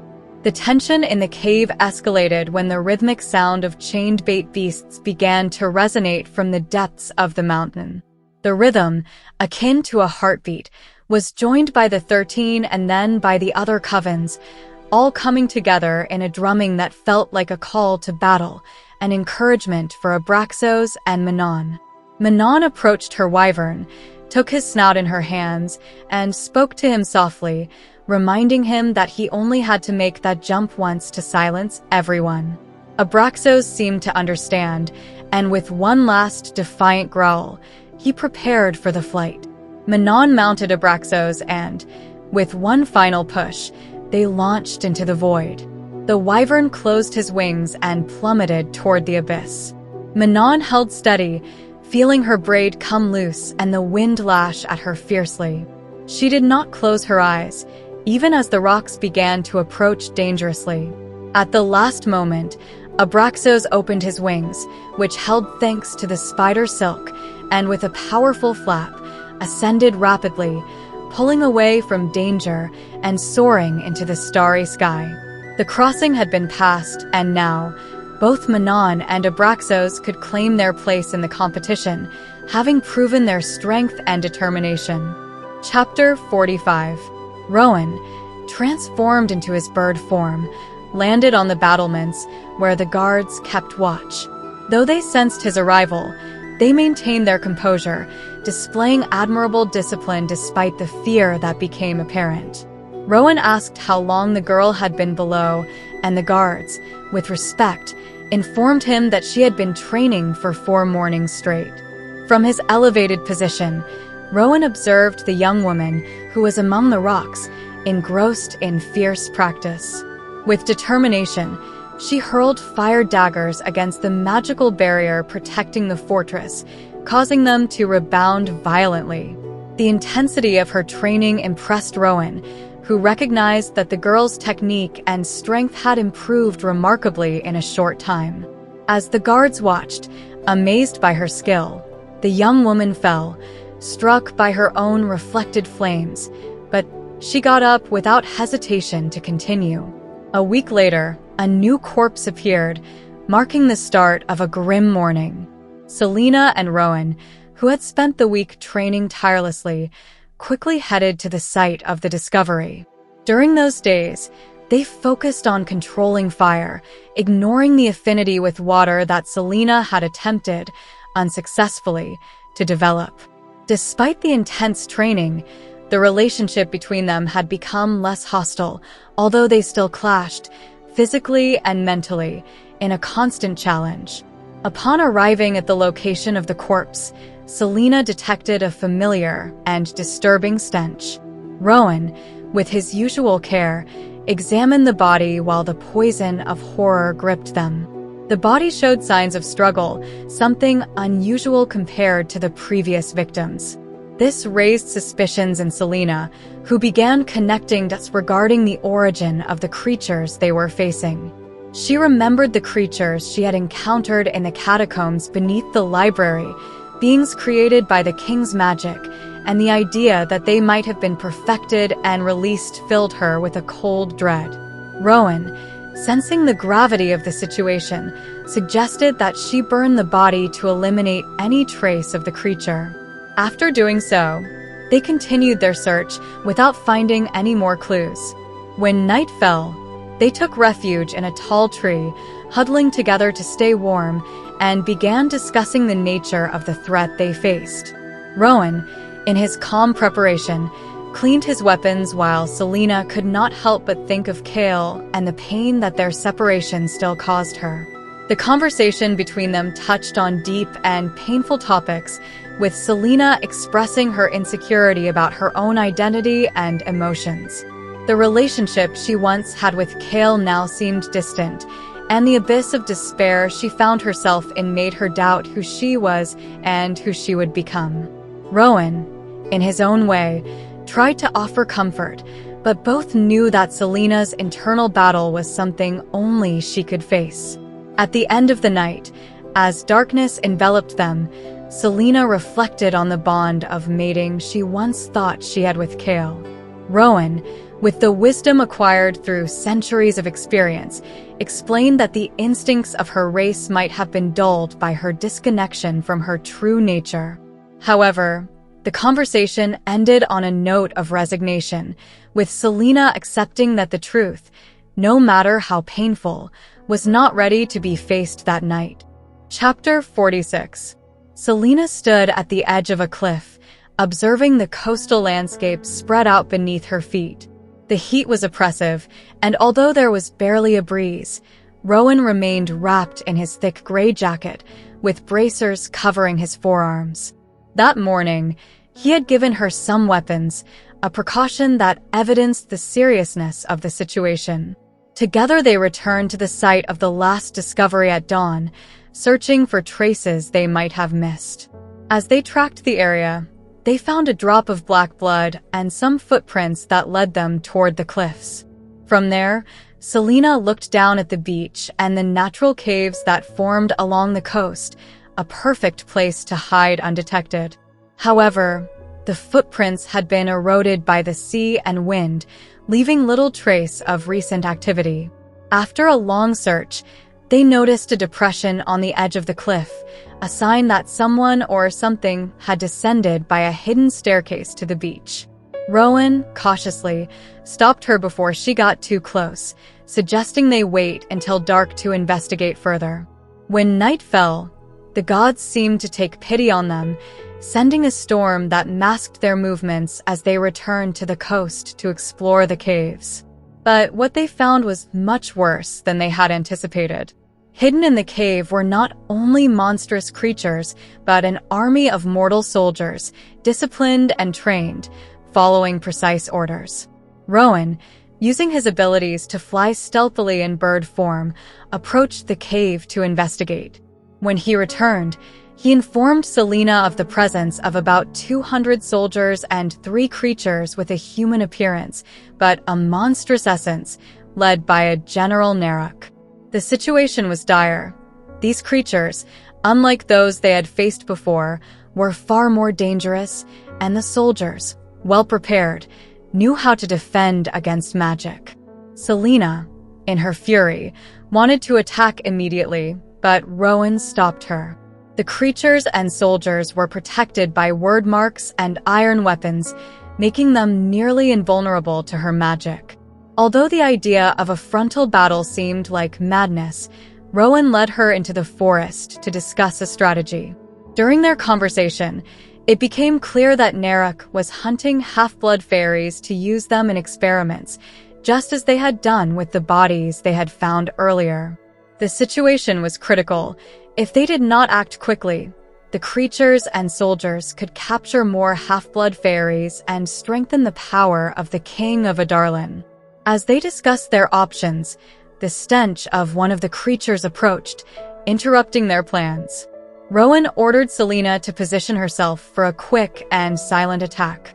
Despite her fear, she accepted the orders and prepared to face the creature, remembering how close she had come to death the last time she faced one of them. The creature appeared among the trees, so close that Celaena could feel its dark and menacing presence. The creature, with pale skin and sharp nails, sniffed the air, searching for its prey. When it finally turned its head toward her, her magic ignited, but Celaena held it back, fearful of what might happen if she used it. The tension grew as the creature advanced toward her hiding place, with a deadly elegance that promised a slow and painful death. But just when she thought she could not avoid the confrontation, the creature disappeared, leaving her in a state of shock and uncertainty. Chapter 47. Celaena cursed silently, searching among the trees for the creature's trail. The rain fell again, intensifying the smell of death that permeated everything. With her dagger ready, she tried to detect Rowan's breathing, certain that he must still be alive, refusing to accept any other possibility. But as she looked at the reflection in the blade, she saw the figure of the creature behind her. She quickly turned and launched an attack, aiming to sink her blades into its ribs and throat. However, when she met the creature's black eyes, her body froze, her mind was trapped, and her magic went out. The creature, with a malicious smile, approached and gently brushed her neck, speaking words that penetrated her soul. Your agony tasted like wine. The darkness enveloped Celaena, inviting her to surrender. All she had to do was let go, give herself over to the death he offered. But then, a flash of silver broke the spell, and Rowan, transformed into a beast of fangs and fury, tore her from the creature's grasp. Rowan, bleeding and exhausted, held her as they retreated, aware that the creature was following them. He knew they could not defeat it at that moment, so he shouted, "We have to run." A chilling laugh followed them as they ran uphill, leaving behind a barrier of flames created by Celaena's desperation. That barrier bought them a brief respite, but the creature did not stop. They ran through the forest, with Rowan concealing their tracks and using the wind to scatter their scent. However, the creature remained on their trail, relentless. The path led them to the Cambrian Mountains, where the air was cooler and the slopes steeper. As they climbed on all fours up the hillside, Celaena, exhausted and fearful, proposed an idea to Rowan. Celaena's idea led her to sharpen her dagger atop a rock, waiting for the arrival of the creatures. The smell of decay filled the air, and soon, 5 of them appeared among the trees. Although her body screamed at her to flee, she stood her ground, defying them. With an ironic smile, she taunted them, remembering how she had taken down others of their kind in the past. When the tension reached its peak, she bolted, knowing that her life depended on not getting caught. As she ran downhill, dodging obstacles, she heard the Skinners closing in. The key was not to panic. She knew that would kill her. A hawk's cry echoed in the distance. Rowan was where they had planned, with the king's creature close behind them. Celaena reached the meeting point, threw her torch, and hid behind a tree, while her scent drifted in another direction, confusing her pursuers. A moment later, Rowan found her and led her up a tree, where they sat on a wide branch, hidden from the battle about to begin. From there, they listened to the screams of the creatures fighting each other, 2 monsters facing off in a death match. For half an hour, The sounds of the battle filled the forest until the roars ceased, and only an eerie silence remained. Celaena and Rowan remained huddled in the tree, vigilant, not daring to close their eyes all night. Chapter 48. When Celaena and Rowan returned to the fortress with news of what they had discovered, there was no panic or shouting. Malachi, with the experience of his years, acted immediately, sending messengers to the king of Wenland to request reinforcements, and to other half-blood Fae settlements to evacuate those who could not fight. They also went to the healer's compound to help evacuate all patients not confined to their beds. The messengers returned with a promise that as many men as possible would be sent to help. Although this brought some relief to Celaena, it also awakened a deep terror within her.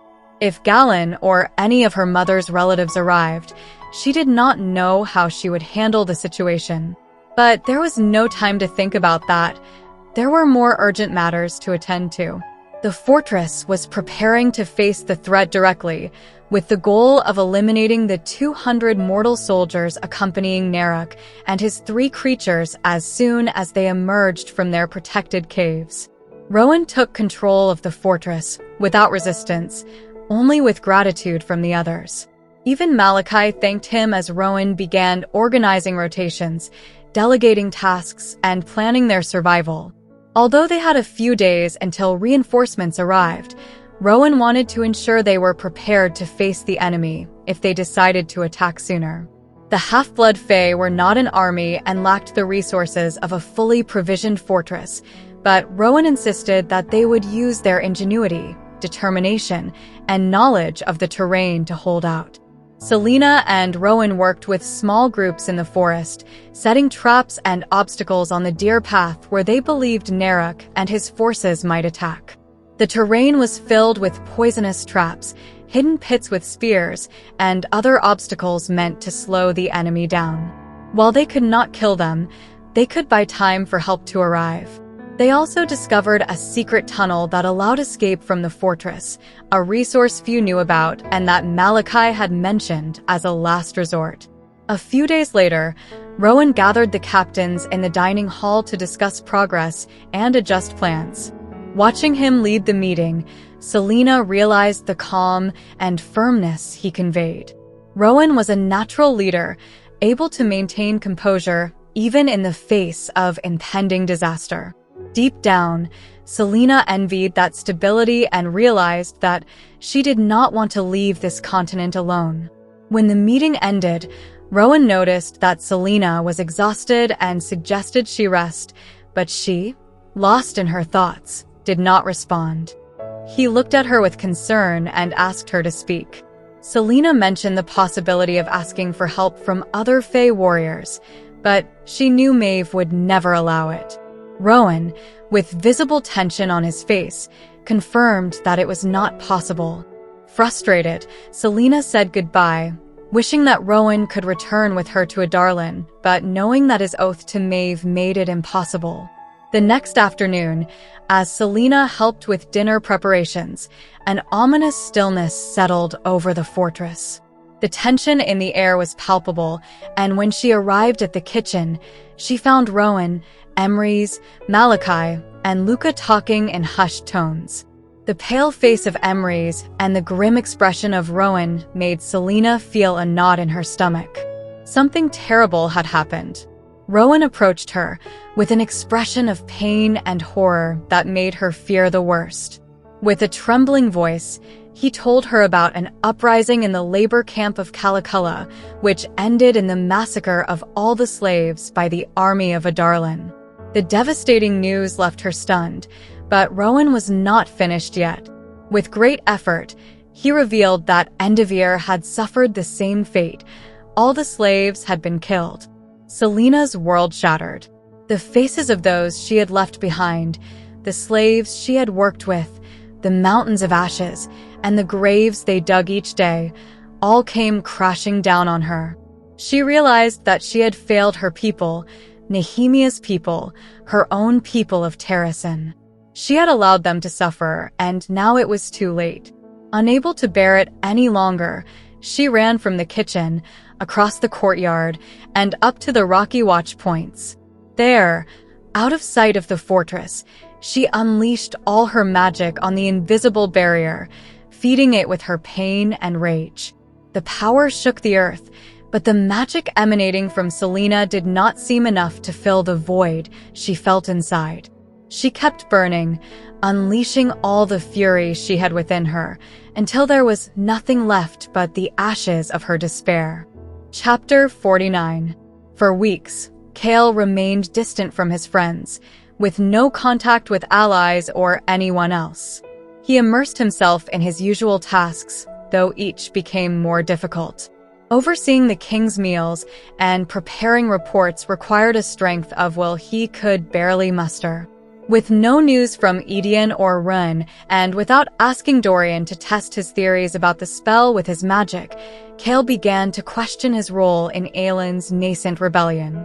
Perhaps it was time to consider returning to Aniel, where he could get closer to Morith and discover the king's plans. At a state dinner in the Great Hall, attended by both Edion and Dorian, Chaol was on guard. Everything proceeded as usual until the king stood and, raising a chalice, announced that the slave rebellion in Calaculla had been quelled. The hall fell silent as the king informed them that both in Calaculla and Endovier, the rebel stain had been wiped out. The impact of the king's words left Chaol reeling. Dorian, his face pale, was the first to ask, but the king's response, laden with indifference, was devastating. He explained that after Nehemiah's death, the slaves in Calaculla tried to rise up, but without the resources to interrogate everyone, they decided to eliminate all the slaves. Chaol watched Edion, who, with admirable strength, thanked the king, hiding his true horror. Later, Dorian, unable to contain his despair, burst into Sorcia's workshop. Seeing her, with eyes red from tears, he begged her to flee the castle, offering her resources so she could escape without raising suspicion. Sorcia, with her unwavering loyalty, refused. Despite Dorian's pleas, she decided to stay by his side, facing the danger that loomed over them together. Though he knew it was selfish, Dorian could not insist further, resigned to share his fate with her. Chaol, seeking a place to lament in private, descended to the tomb. But he was not alone. Edion, lost in his own thoughts, was sitting on the steps. He spoke in a low voice, wondering what people in other continents thought about what was happening in Adarlan. Perhaps, to do what he had to do, he needed to believe that things were better somewhere. Edion confessed that he had never felt as dirty as he did that day, thanking the king for the massacre of his own people. Chaol, unable to console him, remained silent by his side. That night, the royal theater was packed. News of the massacre had spread, leaving an unsettling silence in the city. While the nobility and merchants murmured about the massacre's impact on their fortunes, the orchestra took the stage. Dressed in mourning, the musicians began to play the Song of Aelwi, followed by the songs of Fenharrow, Melisande, and Terrasen, and finally, the Song of Adarlan. The music was not a pompous tribute, but a lament for what they had become. When the last note faded, the conductor and musicians turned to the audience, staring silently at the blood-stained opulence. Without bowing, they left the stage. The next day, by royal decree, the theater was closed and the musicians disappeared, never to be seen again. Chapter 50. A cool breeze brushed Celaena's neck, and the forest fell silent. The birds and insects quieted as if they had sensed the intensity of Celaena's attack on the invisible wall. The barrier had absorbed every spark of magic she had thrown at it and now vibrated with renewed energy. The scent of pine and snow enveloped her, and when she turned, she saw Rowan leaning against a nearby tree, watching her silently. He had been there for a while, giving her space to vent. But Celaena was not tired, and she was not finished. Inside her still burned a wild fire, a fury that would not go out.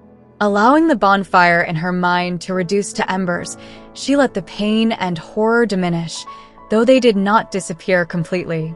Rowan broke the silence with news that hit her like a slap. Wenlin's reinforcements would not come. Celaena, with her throat burning, responded bitterly, recalling how Wenlin had also not come to her aid 10 years ago. Rowan watched her, his eyes shining with concern.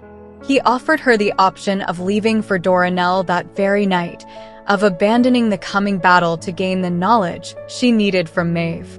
But Celaena could not accept that offer. She would stay and fight, just as Nehemia and her parents would have done. Although Rowan tried to convince her, arguing that the others needed her, Celaena insisted on staying. She knew Rowan was indispensable at the fortress, that he was the one who could give them a chance to survive. And if that meant following him to the end, then so be it. Even if Nerek's creatures devoured her body and soul, she had already accepted that fate. After a long while, Rowan handed her his dagger, the same one he had secretly cared for and polished for months. When she took it, she felt it weighed less than she remembered, and Rowan, looking directly into her eyes, said two words that resonated in her heart: Fireheart. Despite the fact that reinforcements would not arrive, the half-blood Fae did not cower. Rowan invited those who could not fight to leave, but no one did. Even Emrys and Malachi decided to stay, facing whatever was necessary. For hours, they adjusted their plans to account for the lack of support, and though the pain of what had happened in Endeavere and Calaculla still boiled within Celaena, she focused on the strategy, helping Rowan prepare the fortress's defense as best as possible. When Emrys banged a pot to signal that dawn was near, Celaena and Rowan returned to their room. Exhausted, Celaena undressed and got into bed, while Rowan, calmer, took his time washing up. As she watched him, she reflected on the meaning of the name he had given her, Fireheart. Although she had many questions, exhaustion overtook her. Rowan, approaching the bed, revealed that he had contacted his team days ago, though he was unsure if they would arrive in time. Maeve might not allow them to come, or perhaps some did not ask. Celaena, surprised that he had requested help, confronted him about his decision. Rowan replied that some things were worth the risk, which made Celaena, with all the pain and love still in her heart, declare him her friend, no matter what he said. The next morning, they joined Emrys and the half-blood Fae in Mistward to help evacuate the patients from the healer's compound. Those who could not fight would stay to help with the wounded, and Emrys, with determination, decided to stay until the end. Without saying goodbye, Celaena returned to the forest with Rowan, knowing that saying farewell was like inviting death and that she did not have the favor of the gods. That night, the silence was broken by a large, calloused hand shaking her shoulder, waking her. Death was already waiting for them. Chapter 51. Rowan woke Celaena with an urgency that cut through the air. "Grab your sword and weapons and hurry," he told her as she jumped to her feet. There was no time for questions. He would tell her what was necessary. She dressed quickly, ensuring she had everything ready for whatever was coming. The news Rowan shared was grim. He believed they had been betrayed. As they looked to the horizon, a dark veil spread, devouring the light and peace of the forest. "They'll come tonight," Rowan said with a seriousness that left no room for doubt. The watchtowers were the last line of defense before the fortress. If Nerek decided to besiege Mistward, they knew they couldn't hold out indefinitely, but the barrier could weaken the creatures enough to give them a chance. As the archers and warriors took their positions, Celaena and Rowan prepared in the courtyard, aware that the battle was about to begin. The darkness that Nerek and his creatures brought was not a simple shadow. It was a blackness that absorbed life itself, leaving desolation in its wake. Rowan gave Celaena clear instructions.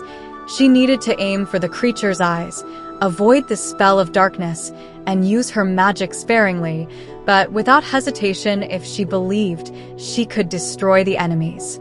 The tension in the air was palpable, and as the darkness approached, the stench of another world intensified, affecting even the bravest soldiers. Then, 3 creatures emerged from the trees, accompanied by Narok, whose presence made the entire environment tremble with his evil. Celaena watched in horror as the darkness extended a claw and sucked the life from a rabbit, showing the devastating power they brought with them. Rowan, aware of the danger, ordered that they not let the barrier fall, as it would mean certain death for everyone. As the blows of the darkness intensified against the barrier, the air vibrated with ominous energy. Rowan tried to keep Celaena safe within the walls, but she knew she had to do more. When the screams echoed from within the fortress, revealing that the enemy soldiers had found the secret tunnel and were attacking from within, Celaena made a decision. She knew Rowan had to defend his people within the walls, while her place was outside, facing the darkness head-on. Although Rowan tried to stop her, Celaena insisted, knowing that she, with her magic, was the best option to keep the darkness at bay. Rowan, quickly calculating, reluctantly agreed, warning her not to be enchanted and to keep the enemies away from the barrier. As her magic boiled in her veins, Celaena prepared to confront the darkness, knowing that every step took her further from the relative safety of the fortress. With a sword in one hand and flames enveloping the other, she advanced toward the abyss that called her, determined to face the monsters that had brought death and desolation to her world.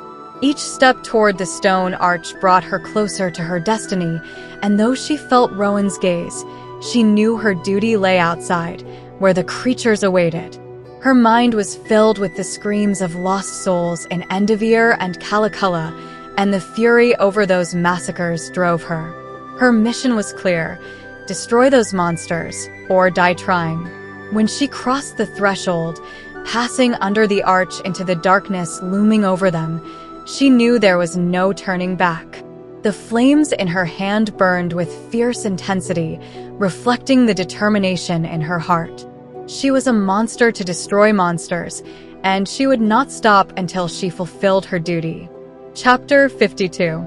From the moment Celaena crossed the invisible barrier, the darkness attacked her without mercy. A wall of flames rose around her, and although she managed to repel the blackness for an instant, the attacks did not cease. With each blow, her fire spread, creating a red and gold shield that protected the barrier behind her. The pressure in her ears, the pain in her head, and the blood that began to drip from her nose were signs that the battle would be fierce. But she did not give an inch. In front of her, the 3 creatures waited, armed and ready to attack. Unlike the night in the forest, they were prepared, with long swords and synchronized movements. They moved as if they shared a single mind, attacking with lethal precision. Celaena knew she couldn't afford to fail or be touched by them. With each strike, her magic reacted, closing any gaps in her defense, but the strain was beginning to show.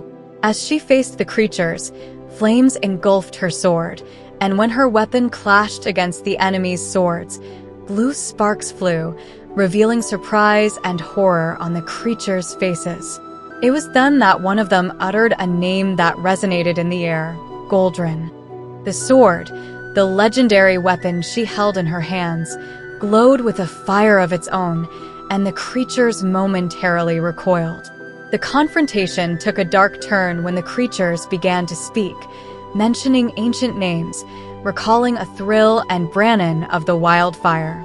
The creature's words brought a memory to the surface of Celaena's mind, a memory of Kane's words and the warning that all the players of the unfinished game had returned. She then understood the true identity of the beings before her. They were the Valg, princes of a realm of darkness, eternal ice, and wind. The revelation was terrifying. If the king of Adarlan had brought back the Valg, if he was using them, the danger was much greater than she had imagined. Blood ran from her nose, and her power was rapidly depleting, but she couldn't give in. Every time she tried to attack with her flames, the darkness pounced on her, stronger, more intense. The battle within the fortress still raged, which meant not everyone was dead. But Celaena was at the limit of her strength. Each blow from the creatures weakened her further, and though she kept hurling her magic to maintain the shield, she knew she couldn't hold on much longer. She felt the weight of all the souls of Calaculla and Endivere, and she couldn't allow those creatures to win. In the midst of her desperation, she saw movement among the trees. From the mountains, a group of 5 figures approached: 2 wolves, an osprey, a massive man, and a wildcat. Rowan's friends had arrived in response to his call. Without hesitation, she built a bridge of flames that cut through the darkness, allowing them to cross into the fortress. The wolves and the osprey passed quickly, but the golden wildcat stopped beside Celaena, assessing the situation. Celaena coughed up blood, feeling her body on the brink of collapse. With a final effort, she told the cat to help Rowan, and it ran toward the fortress. She, on the other hand, staggered backward, exhausted, as the darkness attacked her once more. She knew she had done all she could, but her body wouldn't respond. She was so tired. Inside the fortress, Rowan kept fighting, but when the twin wolves and the rest of his team arrived, he felt a momentary relief. But that relief quickly vanished when he saw Gavriel and heard his words. Rowan rushed to the gate of the battlements, fearing the worst. What he saw on the other side nearly brought him to his knees. Aelin, exhausted, barely held her sword as the creatures advanced relentlessly. Celaena's flames flickered weakly, and when one of the creatures grabbed her by the face, her sword fell to the ground, forgotten. Rowan screamed in desperation, but he could do nothing as the darkness swallowed Celaena, pulling her into an abyss from which there would be no escape. Chapter 53. The darkness surrounding Celaena was oppressive, an absolute void without beginning or end. She was trapped, with no way to escape, and the echoes of her worst fears and regrets resonated in her mind, devouring her little by little. Around her, the Valg princes moved like predators, feeding on her pain, savoring every moment of her torment. She stood between 2 beds, a familiar scene that plunged her deeper into despair. On one bed lay the shattered body of Nehemia, her friend, her soul sister, whom she couldn't save. The guilt tormented her, and Nehemia's voice echoed in her ears, calling her a coward. Panic grew inside her as the Valg's laughter mocked her helplessness. She tried to pull away, to distance herself from Nehemia's corpse, but every movement dragged her further into an abyss of terror and guilt. On the other bed, the bodies of her parents, their throats slashed, stared at her from the past. Her failure to protect them, her inability to prevent their deaths, condemned her once again. The guilt overwhelmed her, the weight of her mistakes sinking her into a spiral of darkness that seemed never-ending. The images of that fateful day, the maid's screams, the smell of blood, everything was so real she could almost touch it. She was trapped in a memory, unable to escape, and Nehemia's voice continued to accuse her, calling her a coward.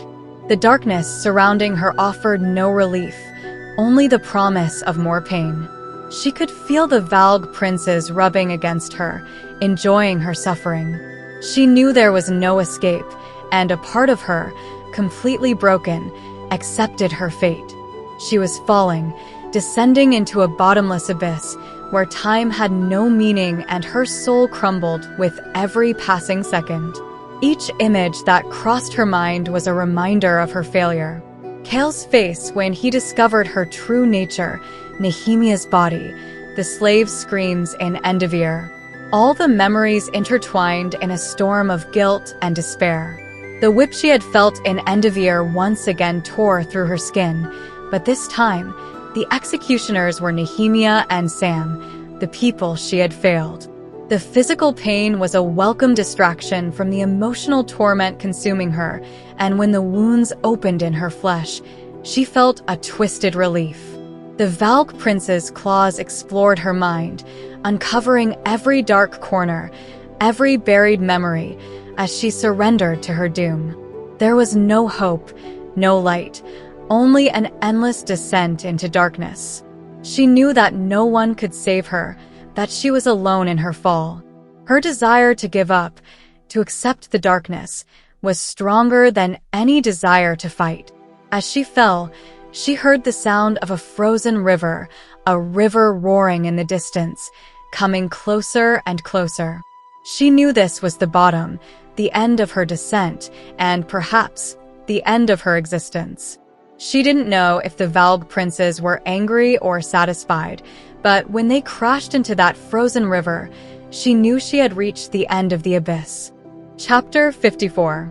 Trumpets echoed throughout the city of Orinth, announcing the arrival of the King of Adarlan. The crowd gathered in the steep streets, watching as the royal procession ascended toward the imposing white palace that dominated the capital of Terrasen. It was a sunny day, one of the few in weeks, and the snow melted quickly on the cobblestone streets, though the air remained cold, a reminder of the winter that still refused to retreat.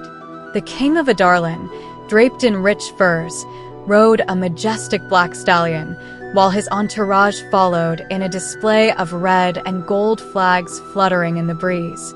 Beside him, mounted on a pony, was his son, Crown Prince Dorian Haviliard. Edion, observing from one of the balconies of the throne room alongside Aelin, couldn't help but comment on the prince, despising him for his youth and fragility. Inside the palace, the atmosphere was tense. The court was shrouded in an unsettling silence, with a palpable sense of danger in the air. Aelin, dressed in a blue gown and a small golden crown, took her place on the dais next to her father, watching everything with a mix of curiosity and disgust. She hated the King of Adarlan, his coarse and scarred visage, and the way he ignored his own son, Prince Dorian, who seemed like a porcelain doll beside him. During the banquet, the king directed his gaze toward Aelin, an intense and penetrating look that made her father uneasy. The king seemed fascinated by the little princess, observing her with an attention that made Aelin feel a deep hatred toward him. However, it was during the banquet that Aelin's discomfort began to manifest. She felt a growing pain in her head, a pressure that threatened to overflow. She tried to ignore it, but the pain only intensified until she finally rose from the table, staggering, seeking the relief of her mother's cool touch. Evelyn, her mother, tried to calm her, but the pain in Aelin's had transformed into something darker and more dangerous. A worm of darkness coiled in her mind, causing her magic to spiral out of control. Aelin was engulfed in turquoise flames, a living pillar of fire that threatened to consume her. Her mother, desperate, used her water magic to extinguish the flames, but the darkness had already taken hold in Aelin's mind, leaving her unconscious. Years later, recalling that moment, Celaena understood that the King of Adarlan had used his power over her that night, separating her family and orchestrating the events that would lead to her parents' deaths and the fall of Terrasen. Aelin had been a pawn in his game, a child trapped in a web of intrigue and power. That same night, after the attack, her parents decided to move her to a remote estate away from Orinth, seeking to protect her. Edion stayed in the capital, and Lady Marian, her mother's loyal friend and lady-in-waiting, accompanied them to the estate. But the peace at the estate was short-lived. A supernatural storm struck the place, and Aelin awoke in the middle of the night, with the amulet of Orinth clutched to her chest, trying to protect herself from a darkness she knew she could not contain. In the darkness, seeking comfort in her parents' bed, she realized too late that they were dead. Lady Marian arrived just in time to pull her out, bathe her, and prepare her to flee. She gave her precise instructions. She had to run to the bridge that crossed the river and hide in a nearby farm. Aelin obeyed, but not before hearing Marion's last words, as she sacrificed her life to save her. As she ran to the bridge, a rider pursued her, relentless. Aelin fell into the river, dragged by the icy waters, and at that moment, she knew that all of Marion's sacrifice had been in vain. That was the moment that broke her spirit, the instant when she understood the magnitude of her loss and the weight of the responsibility that had fallen upon her shoulders. The Valg princes, delighting in her memories and her pain, kept her trapped in that abyss of despair.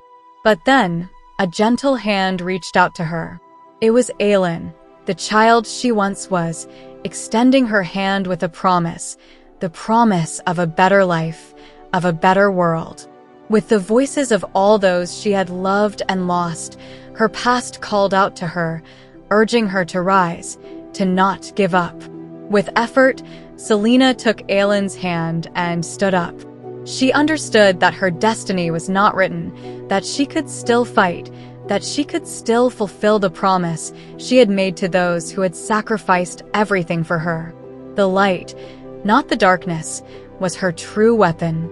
With renewed determination, she prepared to face the Valg princes and claim the throne that belonged to her. Chapter 55. The barrier protecting Mistward fell, but the darkness did not advance immediately.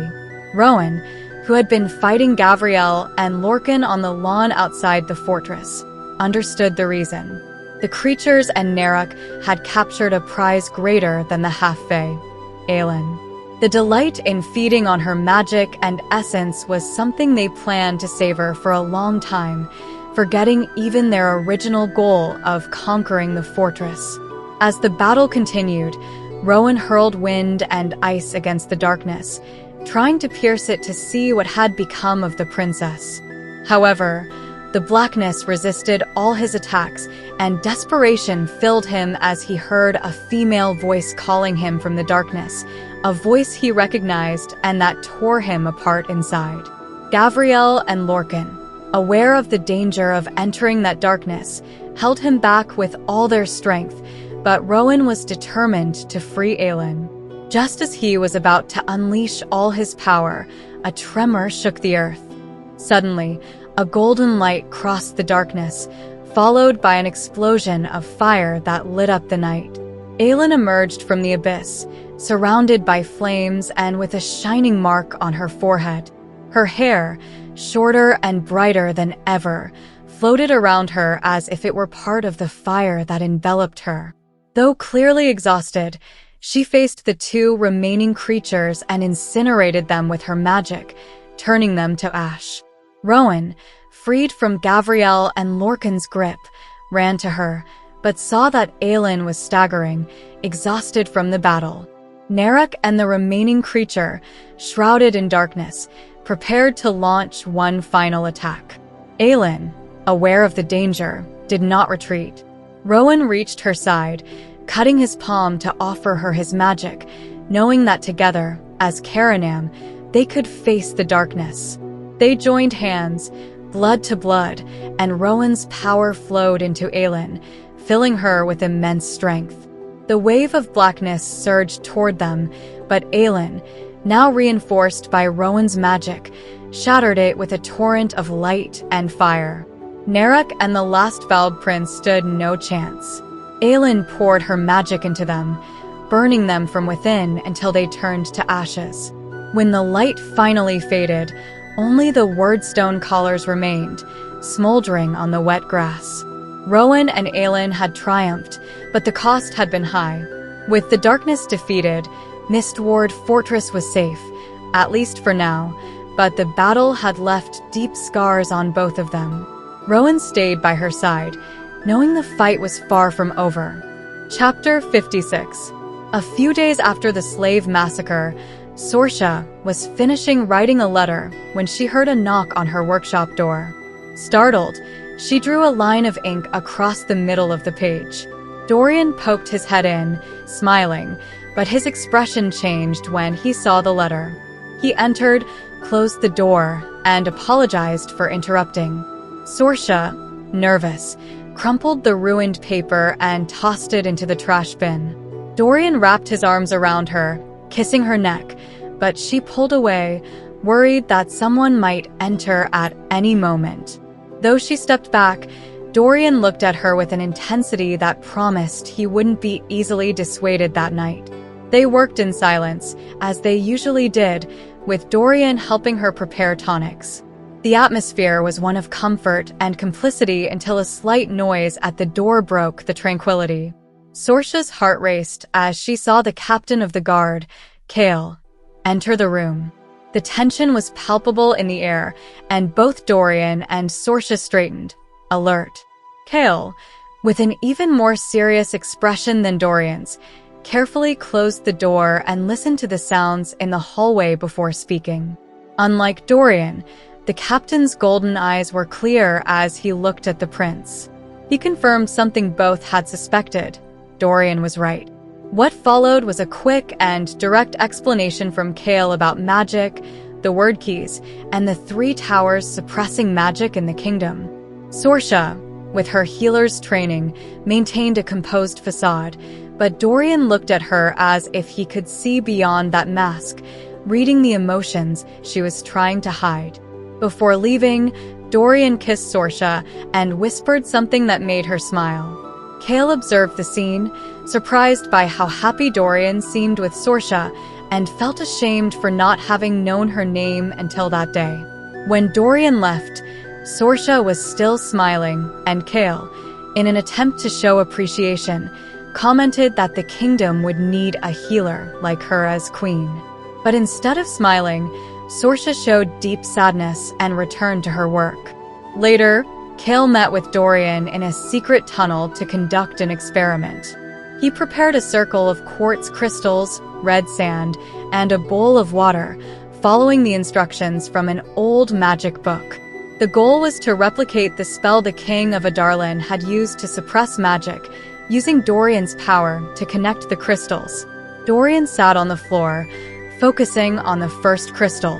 After several minutes of effort, he managed to make white light flow from one crystal to another, forming a perfect triangle.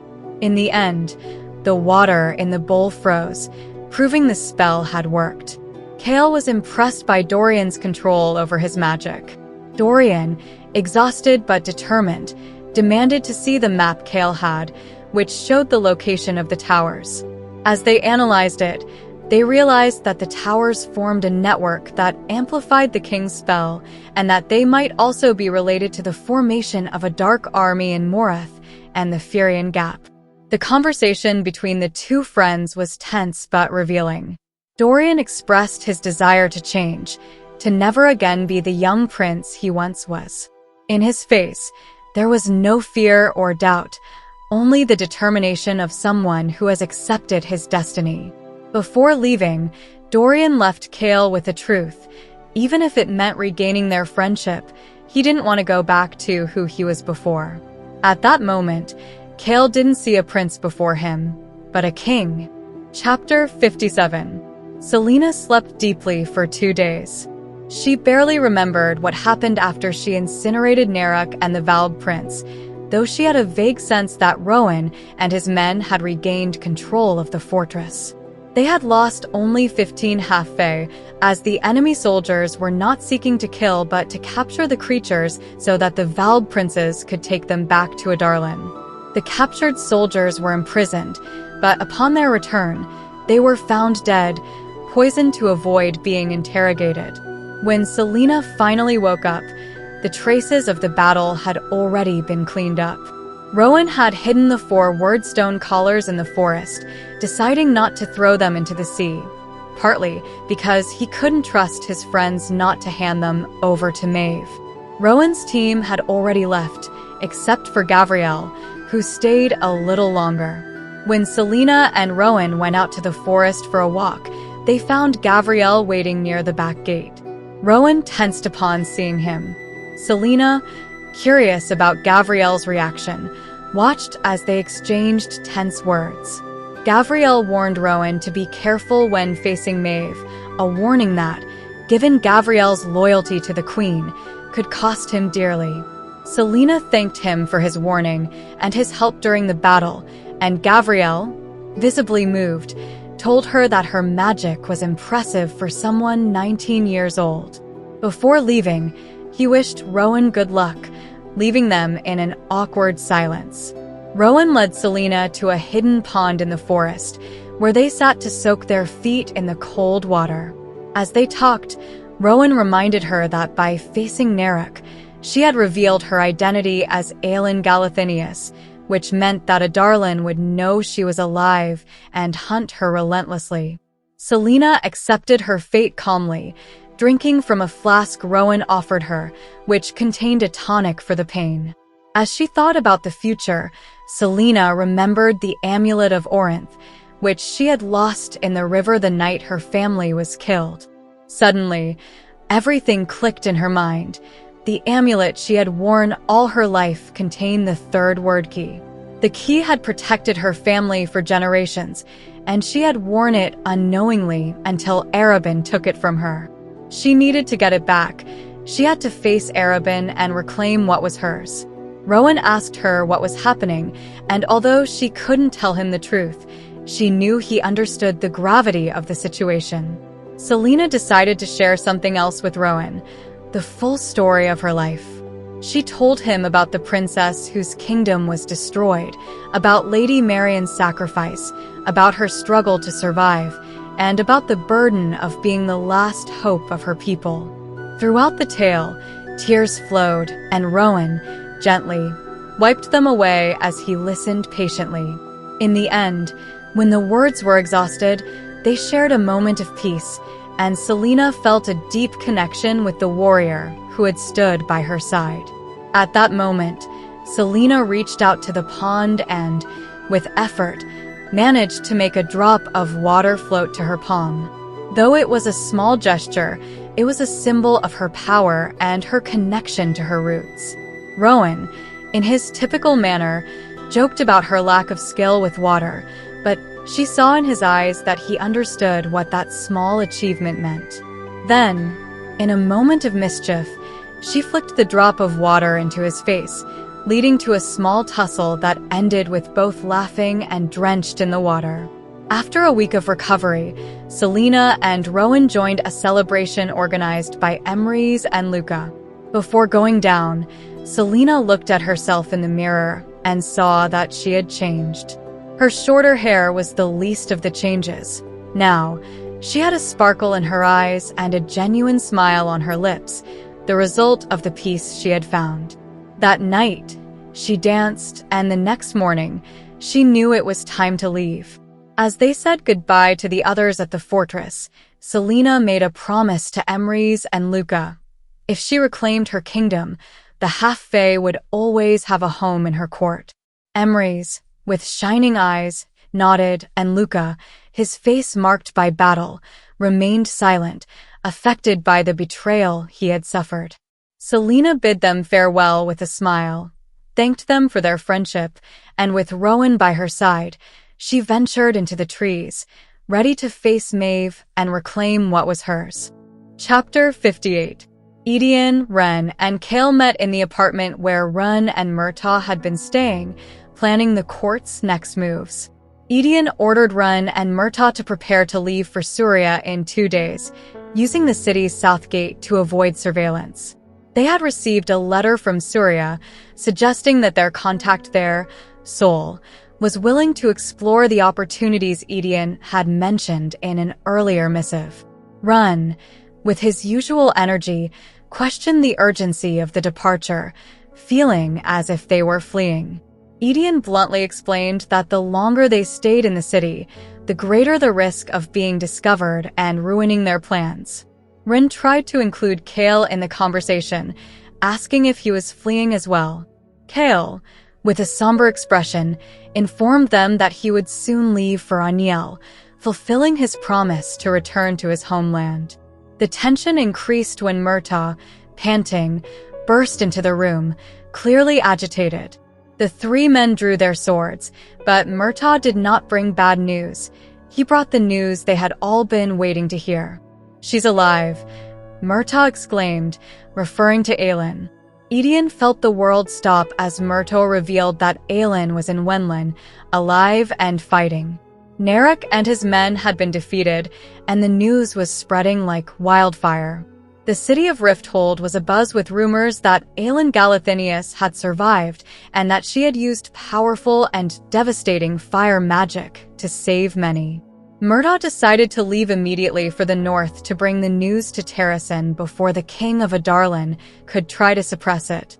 Chaol, filled with contained emotion, asked him to also inform Aelwi, telling them that it was time to prepare to fight again.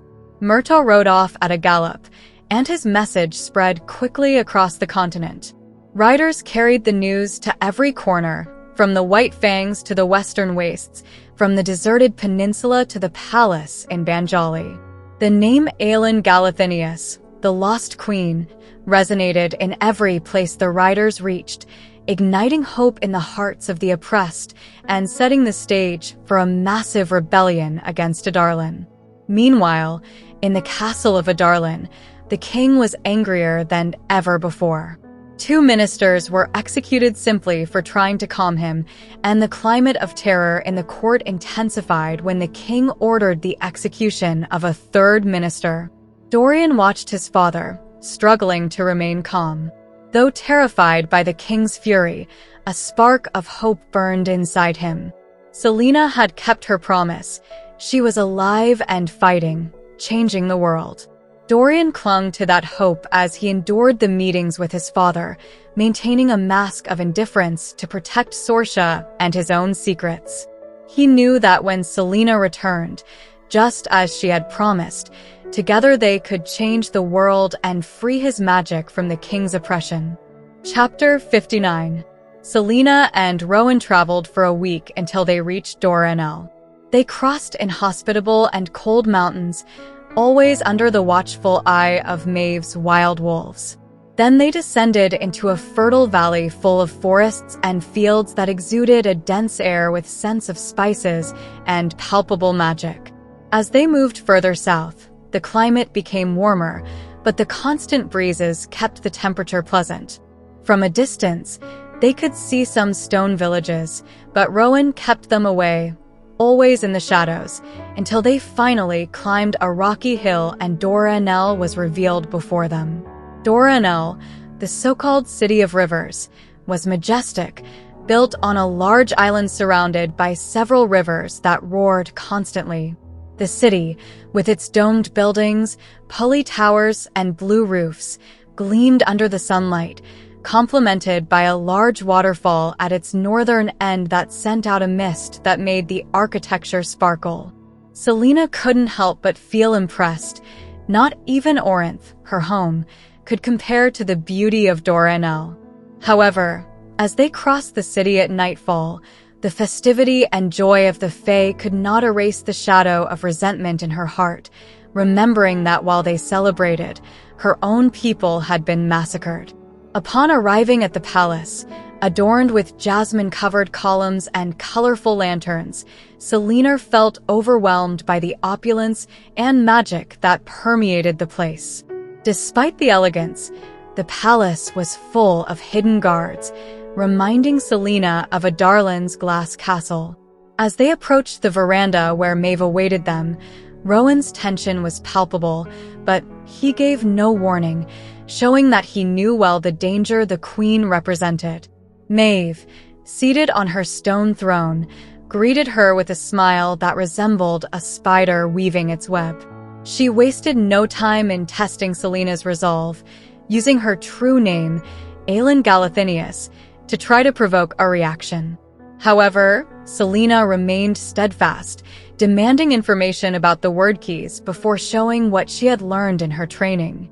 Maeve, with her usual cunning, revealed what little she knew about the destruction of the keys, admitting that their use was both a blessing and a curse, and that, though she did not know how to destroy them, she knew their dangers and potential. The conversation between the two was a power play, where each of Maeve's responses hinted at fragments of dark and ancient knowledge.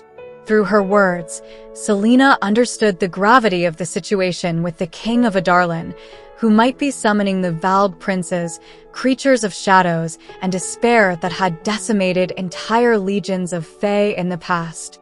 If the king managed to obtain the 3 word keys, he could unleash the Valg across the continent, creating an unstoppable army of the undead.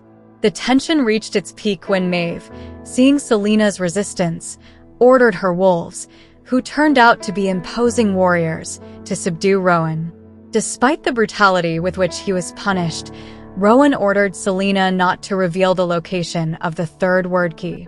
This display of loyalty and sacrifice awakened the latent power in Celaena, who let her magic overflow and began to burn the world around her, challenging Maeve and her warriors with a force that even the Dark Queen had not anticipated. Chapter 60. Aelin's power shone with tremendous intensity as she unleashed a storm of fire over the island. However, these flames did not burn but instilled terror in the hearts of those who beheld them. Maeve, the feared queen, stood before Aelin, who controlled each ember with precision. Aelin not only wanted to demonstrate her strength, she wanted to emphasize that she was willing to destroy Doranel if Maeve did not yield to her demands. Seeing the chaos, Maeve tried to challenge her, but Aelin remained firm, threatening to set the stone city and its people ablaze. The conversation between the two was fraught with tension, with Aelin revealing dark secrets about Maeve's past, accusing her of having killed a Thrill, Brannon's former ally. The flames around the city grew, fueled by Aelin's power, but they caused no physical harm. They were a reminder of what could happen if she decided to unleash her full power. With a crown of fire on her head, Aelin confronted Maeve about her true intentions, making it clear that her magic, inherited from Brannon, was powerful enough to challenge her. As the fire's intensity peaked, Aelin realized that true strength did not lie in chaos and destruction, but in the absolute control of her power. It was then that she decided to extinguish the flames, leaving Doranel shrouded in total darkness. With the surroundings enveloped in shadows, Aelin walked toward Rowan, who was weakened by the wounds inflicted by Maeve's guards. With a determined gesture, she ordered Maeve to release Rowan from his blood oath in exchange for a ring she had found, a powerful symbol laden with meaning for the queen. Although Maeve tried to resist, in the end, she relented, releasing Rowan with calculated coldness. This act changed Rowan's fate and strengthened the bond between him and Aelin, who now shared a sacred vow. After securing Rowan's freedom, they both left Doranel quickly, without looking back. They took refuge in a remote inn, where Aelin decided to perform a deep and painful ritual, a tattoo that would mark her skin with the scars of her past, the losses and sacrifices she had endured. Rowan, with the precision of an artist, inscribed the lines that would tell her story forever onto her skin. During this process, Aelin recited prayers in the ancient language, paying tribute to her fallen loved ones and finding, through the pain, a form of redemption. Finally, with her back marked and the burden of her memories eased, Aelin stepped out into a nearby field to sing the final song, the Fae lament she had owed for a decade. Rowan accompanied her in silence, sharing her pain and her resolve. Together, with the scars as witnesses to their story, they prepared for what was to come, united in a vow that would change the course of their lives and the world. Chapter 61. The atmosphere in Dientes de Hierro was charged with anticipation as the clans prepared for the military competitions. The witch clans had not rested, using the time to review strategies and sharpen their skills. From the top of the northern Fong, Adarlan's officers would watch the trials unfold, assessing the witches' prowess and their mounts, and determining the victor. Manon, despite having returned triumphant with the Braxos after her feat at the pass, felt the pressure of expectations. The tension between the clans was palpable in the air, with ancient rivalries resurfacing, and any semblance of unity had vanished. The competitions took place among the peaks and canyons surrounding the northern Fang. The clans were tasked with protecting their crystal eggs while capturing those of the other clans, a task requiring both cunning and strength. Dressed in her light armor, Manon prepared to lead the 13 into battle. Every member of her coven was armed and ready, with bows, swords, and daggers. The clans were identified by the braided leather strips on their foreheads and the marks on their wyverns. The 13 flew in perfect formation, with Manon at the head, ready to demonstrate their lethality. The sound of a bell announced the start of the competition. The sky filled with wings and shouts. Manon led her coven toward the egg of the Blue Blood clan, anticipating that the Yellowlegs would attack their nest. With a third of their forces defending their own egg, the 13 struck with precision, quickly surrounding and overpowering their opponents. Manon's strategy was flawless, and within minutes, they had captured the enemy egg. Chaos erupted in the air as the clans clashed in aerial combat. The 13, disciplined and deadly, advanced toward the Yellowleg's nest, aiming to secure the ultimate victory. However, just as they were about to capture the last egg, Petra, the Blue Blood heir, appeared with her wyvern Keely, diving toward the nest, ready to steal Manon's glory. Before Manon could react, Iskra, the Yellowleg's leader, launched her wyvern at Petra and Keely. The two beasts engaged in a brutal fight, spiraling toward the ground. Iskra's wyvern bit Keely's neck, causing a heart-wrenching scream of pain and terror. As Keely struggled to stay in the air, Manon watched in horror as Petra, unconscious, hung precariously from her saddle, about to be thrown into the abyss. Manon felt an inexplicable urge when Petra's mother's scream echoed from the mountain. Without thinking, Abraxos' dove, descending rapidly to try to save the injured witch. Although Keely was on the brink of death, she fought with all her strength, not for herself, but to protect Petra. Abraxos could not stop Keely's fall, but he could save the witch. Understanding what she had to do, Manon unbuckled her harness and, with fierce determination, jumped from Abraxos, ready to attempt the impossible, to save Petra from her inevitable fate. Chapter 62. Manon landed firmly on the dying Keely, the wind slicing her skin as the canyon loomed dangerously close. With trembling hands, she fought against the harnesses that kept Petra tied to the saddle. Finally, she freed her, and the inert weight of the Blue Blood heir fell on her. Manon strapped Petra to her body with leather, while Keely, with her last vestiges of strength, maintained a stable trajectory. In a desperate act, Manon leaped into the void with Petra in her arms, trusting that Abraxos, diving at full speed, would catch them. And so he did.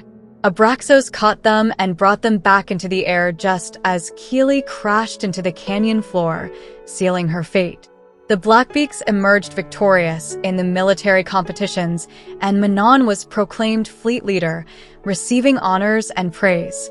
However, she could not ignore the look of disgust on her grandmother's face when she left Petra on the observation platform.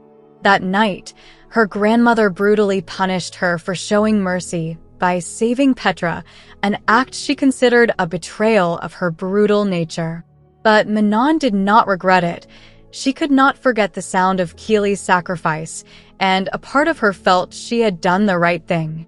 During the celebration in honor of her victory, the three matriarchs were present, and her grandmother, with a cold smile, offered her a gift to commemorate her new title. Manon was presented with a Crotchen witch, captured and tortured, with her red cloak torn and her body marked by horrific wounds. Manon's grandmother demanded that she kill her as a symbol of her power and loyalty. The Crotchen, with surprising strength despite her condition, challenged Manon with words laden with truth and pain. She revealed that the Crotchens, despite everything, pitted the Blackbeaks for how they had been turned into monsters, forced to kill and hate from childhood. Manon, faced with this plea disguised as a challenge, felt an internal struggle. But under the pressure of her grandmother and the expectation of the other witches, she had no choice but to comply. With a precise movement, she slit the Crotchen's throat, ending her life. After the ceremony, Manon, overwhelmed by the weight of her actions and the new cloak she now wore, retreated to a solitary place in the Run Mountains. With the Braxos by her side, she reflected on the Crotchen's words and Keely's sacrifice. For the first time, Manon experienced a feeling unknown to her, regret. She regretted not knowing the Crotchen's name, not knowing who she had been before her capture, and somehow, this feeling made her realize her own humanity, making her feel incredibly mortal and aware of the price of her actions. Chapter 63. Edion let out a whistle and offered Cale the bottle of wine as they shared a moment on Celaena's apartment rooftop. Cale, however, declined the offer, feeling too overwhelmed to drink. Edion couldn't help but express his wish to have witnessed the recent events, surprised that Cale didn't condemn him for that desire. Cale, for his part, reflected on the creatures the king had sent with Narek, recognizing that they were not innocent men, not even men at all. Despite Aelin's recent success, Cale couldn't ignore his concerns. He had come to this meeting intending to share with Edion and run what he had discovered about the king's spell and how they might destroy it, but he still hesitated. He wondered what Edion would do with that information, especially when Cale left for Aniel in 3 days. Edion reminded him that when Aelin returned, Cale would have to stay unnoticed in Aniel. Although Cale knew Aelin would come, it would not be with him, but with Edion, Ren, and the court forming in her name. While Edion silently celebrated, Cale faced the reality that Celaena Sardothien would not return.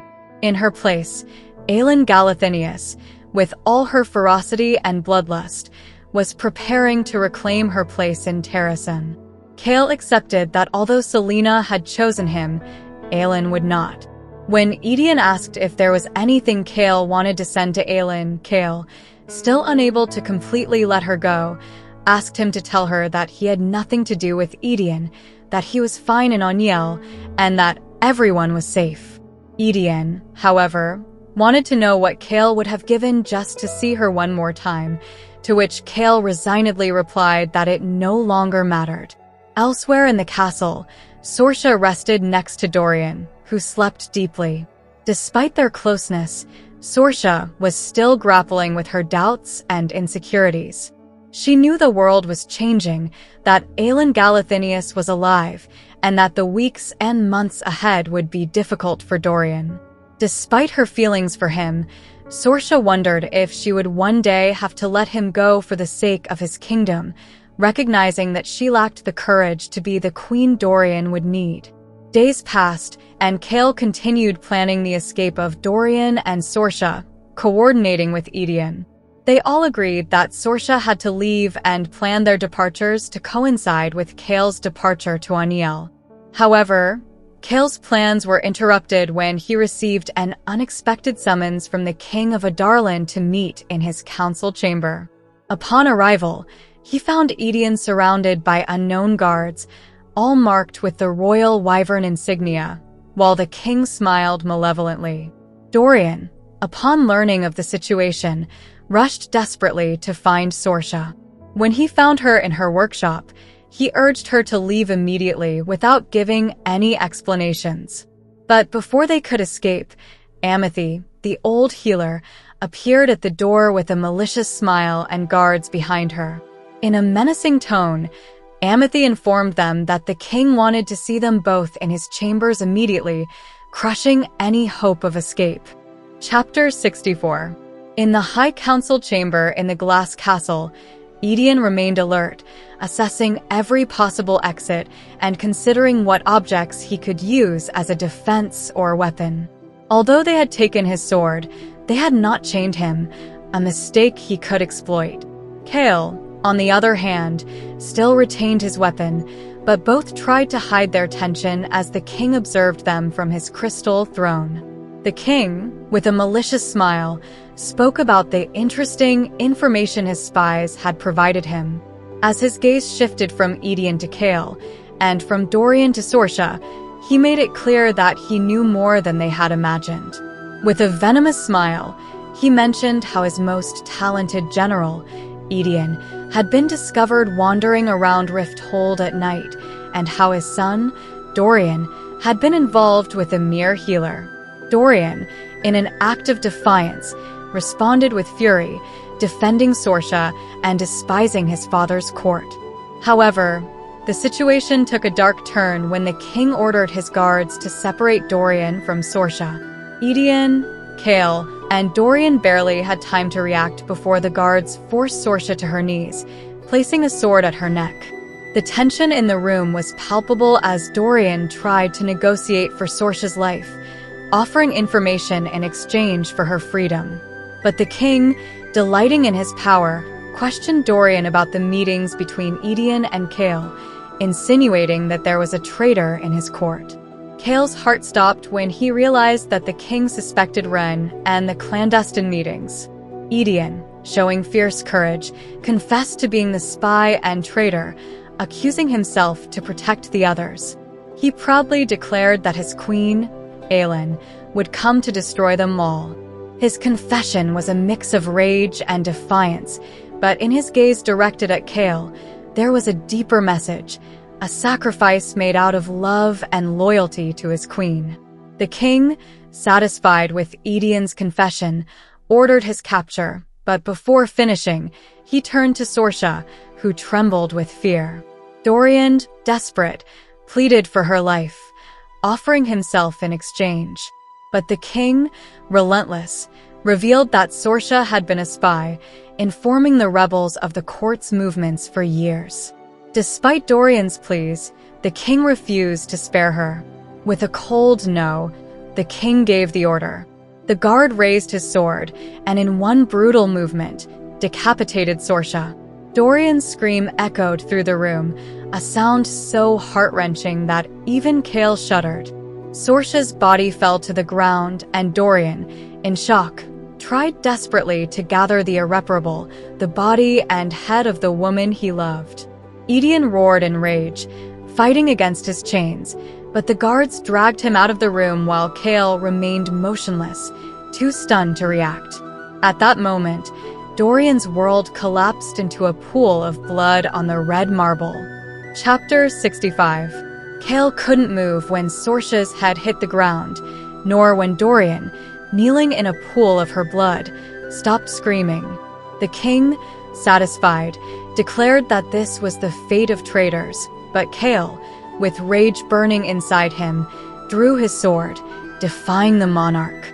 The king, with a sneer, ordered him to sheath his weapon and reminded him that he would leave for Aniel the next day.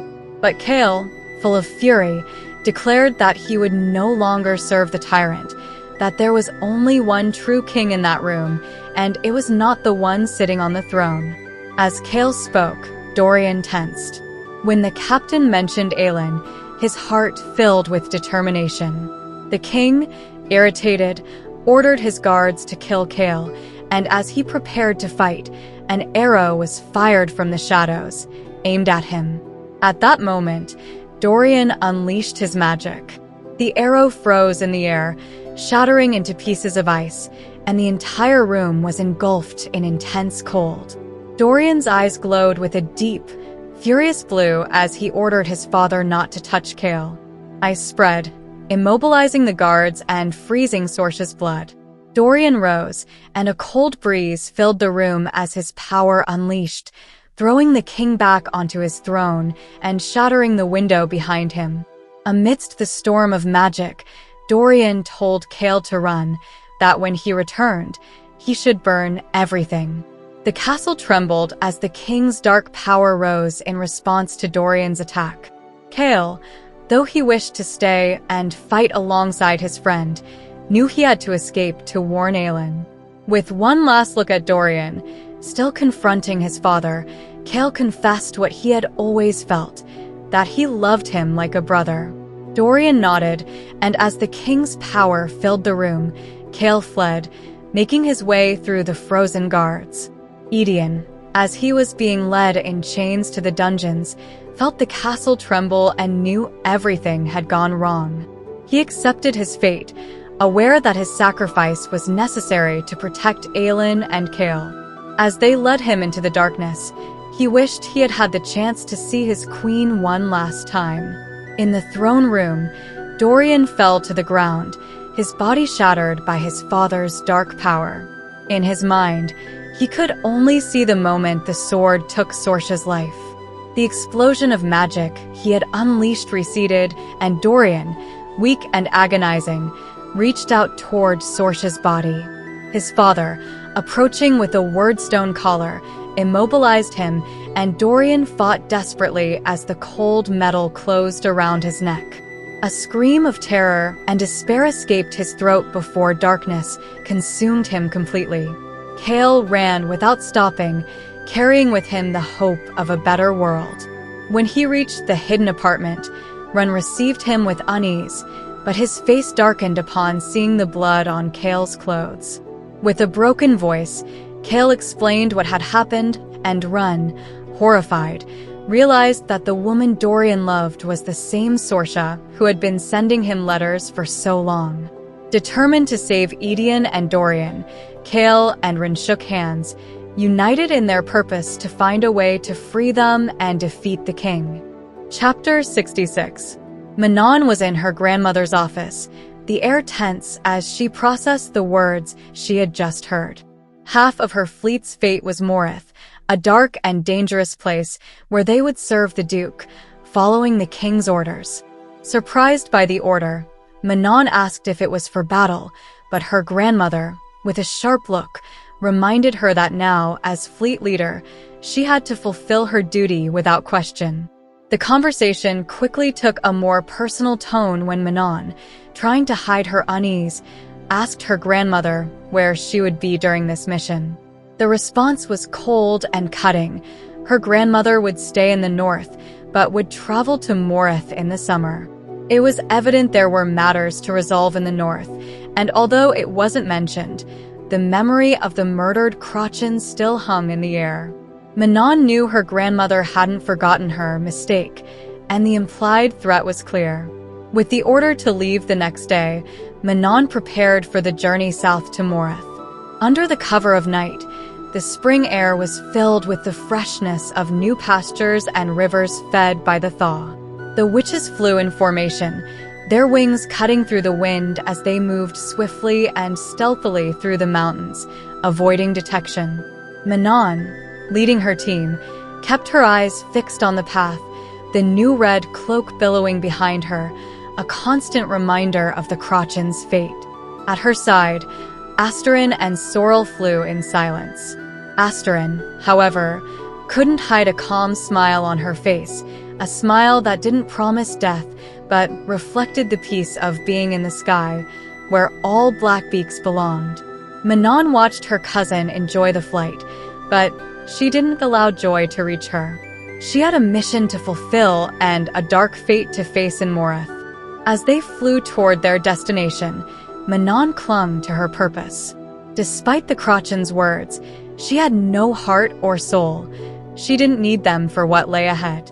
She knew that when the King's War came and her enemies bled out around her, she could finally claim the kingdom that belonged to her.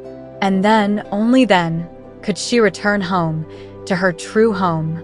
Chapter 67.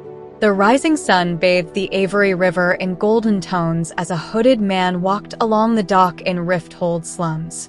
The city still slept, unaware of the previous night's events, as the fishermen prepared to head out for their daily work. Amid the quiet, the man stopped, drawing a sword from its sheath. It was a beautiful sword, with an eagle-shaped pommel that gleamed under the first light of day. The man observed the sword in silence, his thoughts drifting to what that weapon once symbolized: loyalty, honor, and unwavering service. But those days were over. Now, at his side, he carried a different sword, a relic of an ancient king, forged in a time when good men served just rulers and prosperity reigned in the world. Determined, the man accepted that his purpose had changed. He was willing to sacrifice his last breath to see that world reborn, even though now he had no name, position, or title beyond those marking him as an oath-breaker, traitor, and liar. Without anyone noticing, he let the sword fall into the river. The pommel, catching the sun, flashed one last golden reflection before sinking into the dark waters, disappearing forever, symbolizing the end of an era and the beginning of another. Chapter 68. During the 2-week journey to the nearest port in Wenlin, Celaena realized that Rowan's submission to his blood oath was something he interpreted in his own way. Instead of being submissive, he spent the time giving her orders, especially about her safety and plans. As they walked toward the docks at the end of a cobbled street, Celaena began to wonder if she had made a slight mistake in binding him to her forever. They had spent days arguing about their next move, about the ship she had hired to take her back to Adarlan. Rowan, clearly concerned, insisted once more that the plan to return alone was suicidal. But Celaena, firm in her decision, reminded him that she would return as Celaena Sardothien, not Aelin Galathynius, and that she had already taken steps to warn the king and queen of Islewe. Besides, she had personal reasons to be there, including ensuring Kael's safety. Rowan, unable to accept the idea of staying behind, argued that they were stronger together. Celaena, patiently, explained that her success depended on her ability to hide as Celaena and that Rowan's presence would only complicate things. With an air of resignation, Rowan suggested that he could go help repair Mistward while she completed her mission. Before parting, Celaena remembered Rowan's prayer to Mala before facing Maeve. He confessed that he had asked for 2 things: that Mala give him the strength to survive Maeve, and a more selfish request that, to his surprise, had come true. With a secret smile, Rowan hinted that Mala seemed to approve of their bond, which made Celaena feel even more connected to him. When night fell, Celaena boarded the ship, bidding Rowan farewell with a tight embrace. As the ship sailed away, a white-tailed hawk flew over her, brushing her cheek with its silver wing before returning with a sharp cry. In the darkness, Celaena traced the scar on her palm, remembering the oath to Nehemia. Her mission was clear: take the first word key from Arabin, find the others, free magic, destroy the king, and save her people. No matter the difficulties, the time it took, or the distance she had to travel. She lifted her face to the stars, reaffirming her identity and purpose. She was Aelin Ashriver Galathynius, heir to 2 powerful bloodlines, protector of a glorious people, and queen of Terrasen. And she would not be afraid. Thank you for joining us on this journey through Heir of Fire. If you enjoyed it, don't forget to subscribe for more book summaries and give the video a thumbs up. What did you think of Celaena Sardothien's growth in this installment? What do you think the future holds for her in the next books? Share your thoughts in the comments and share the video with other fantasy fans. See you on the next literary adventure.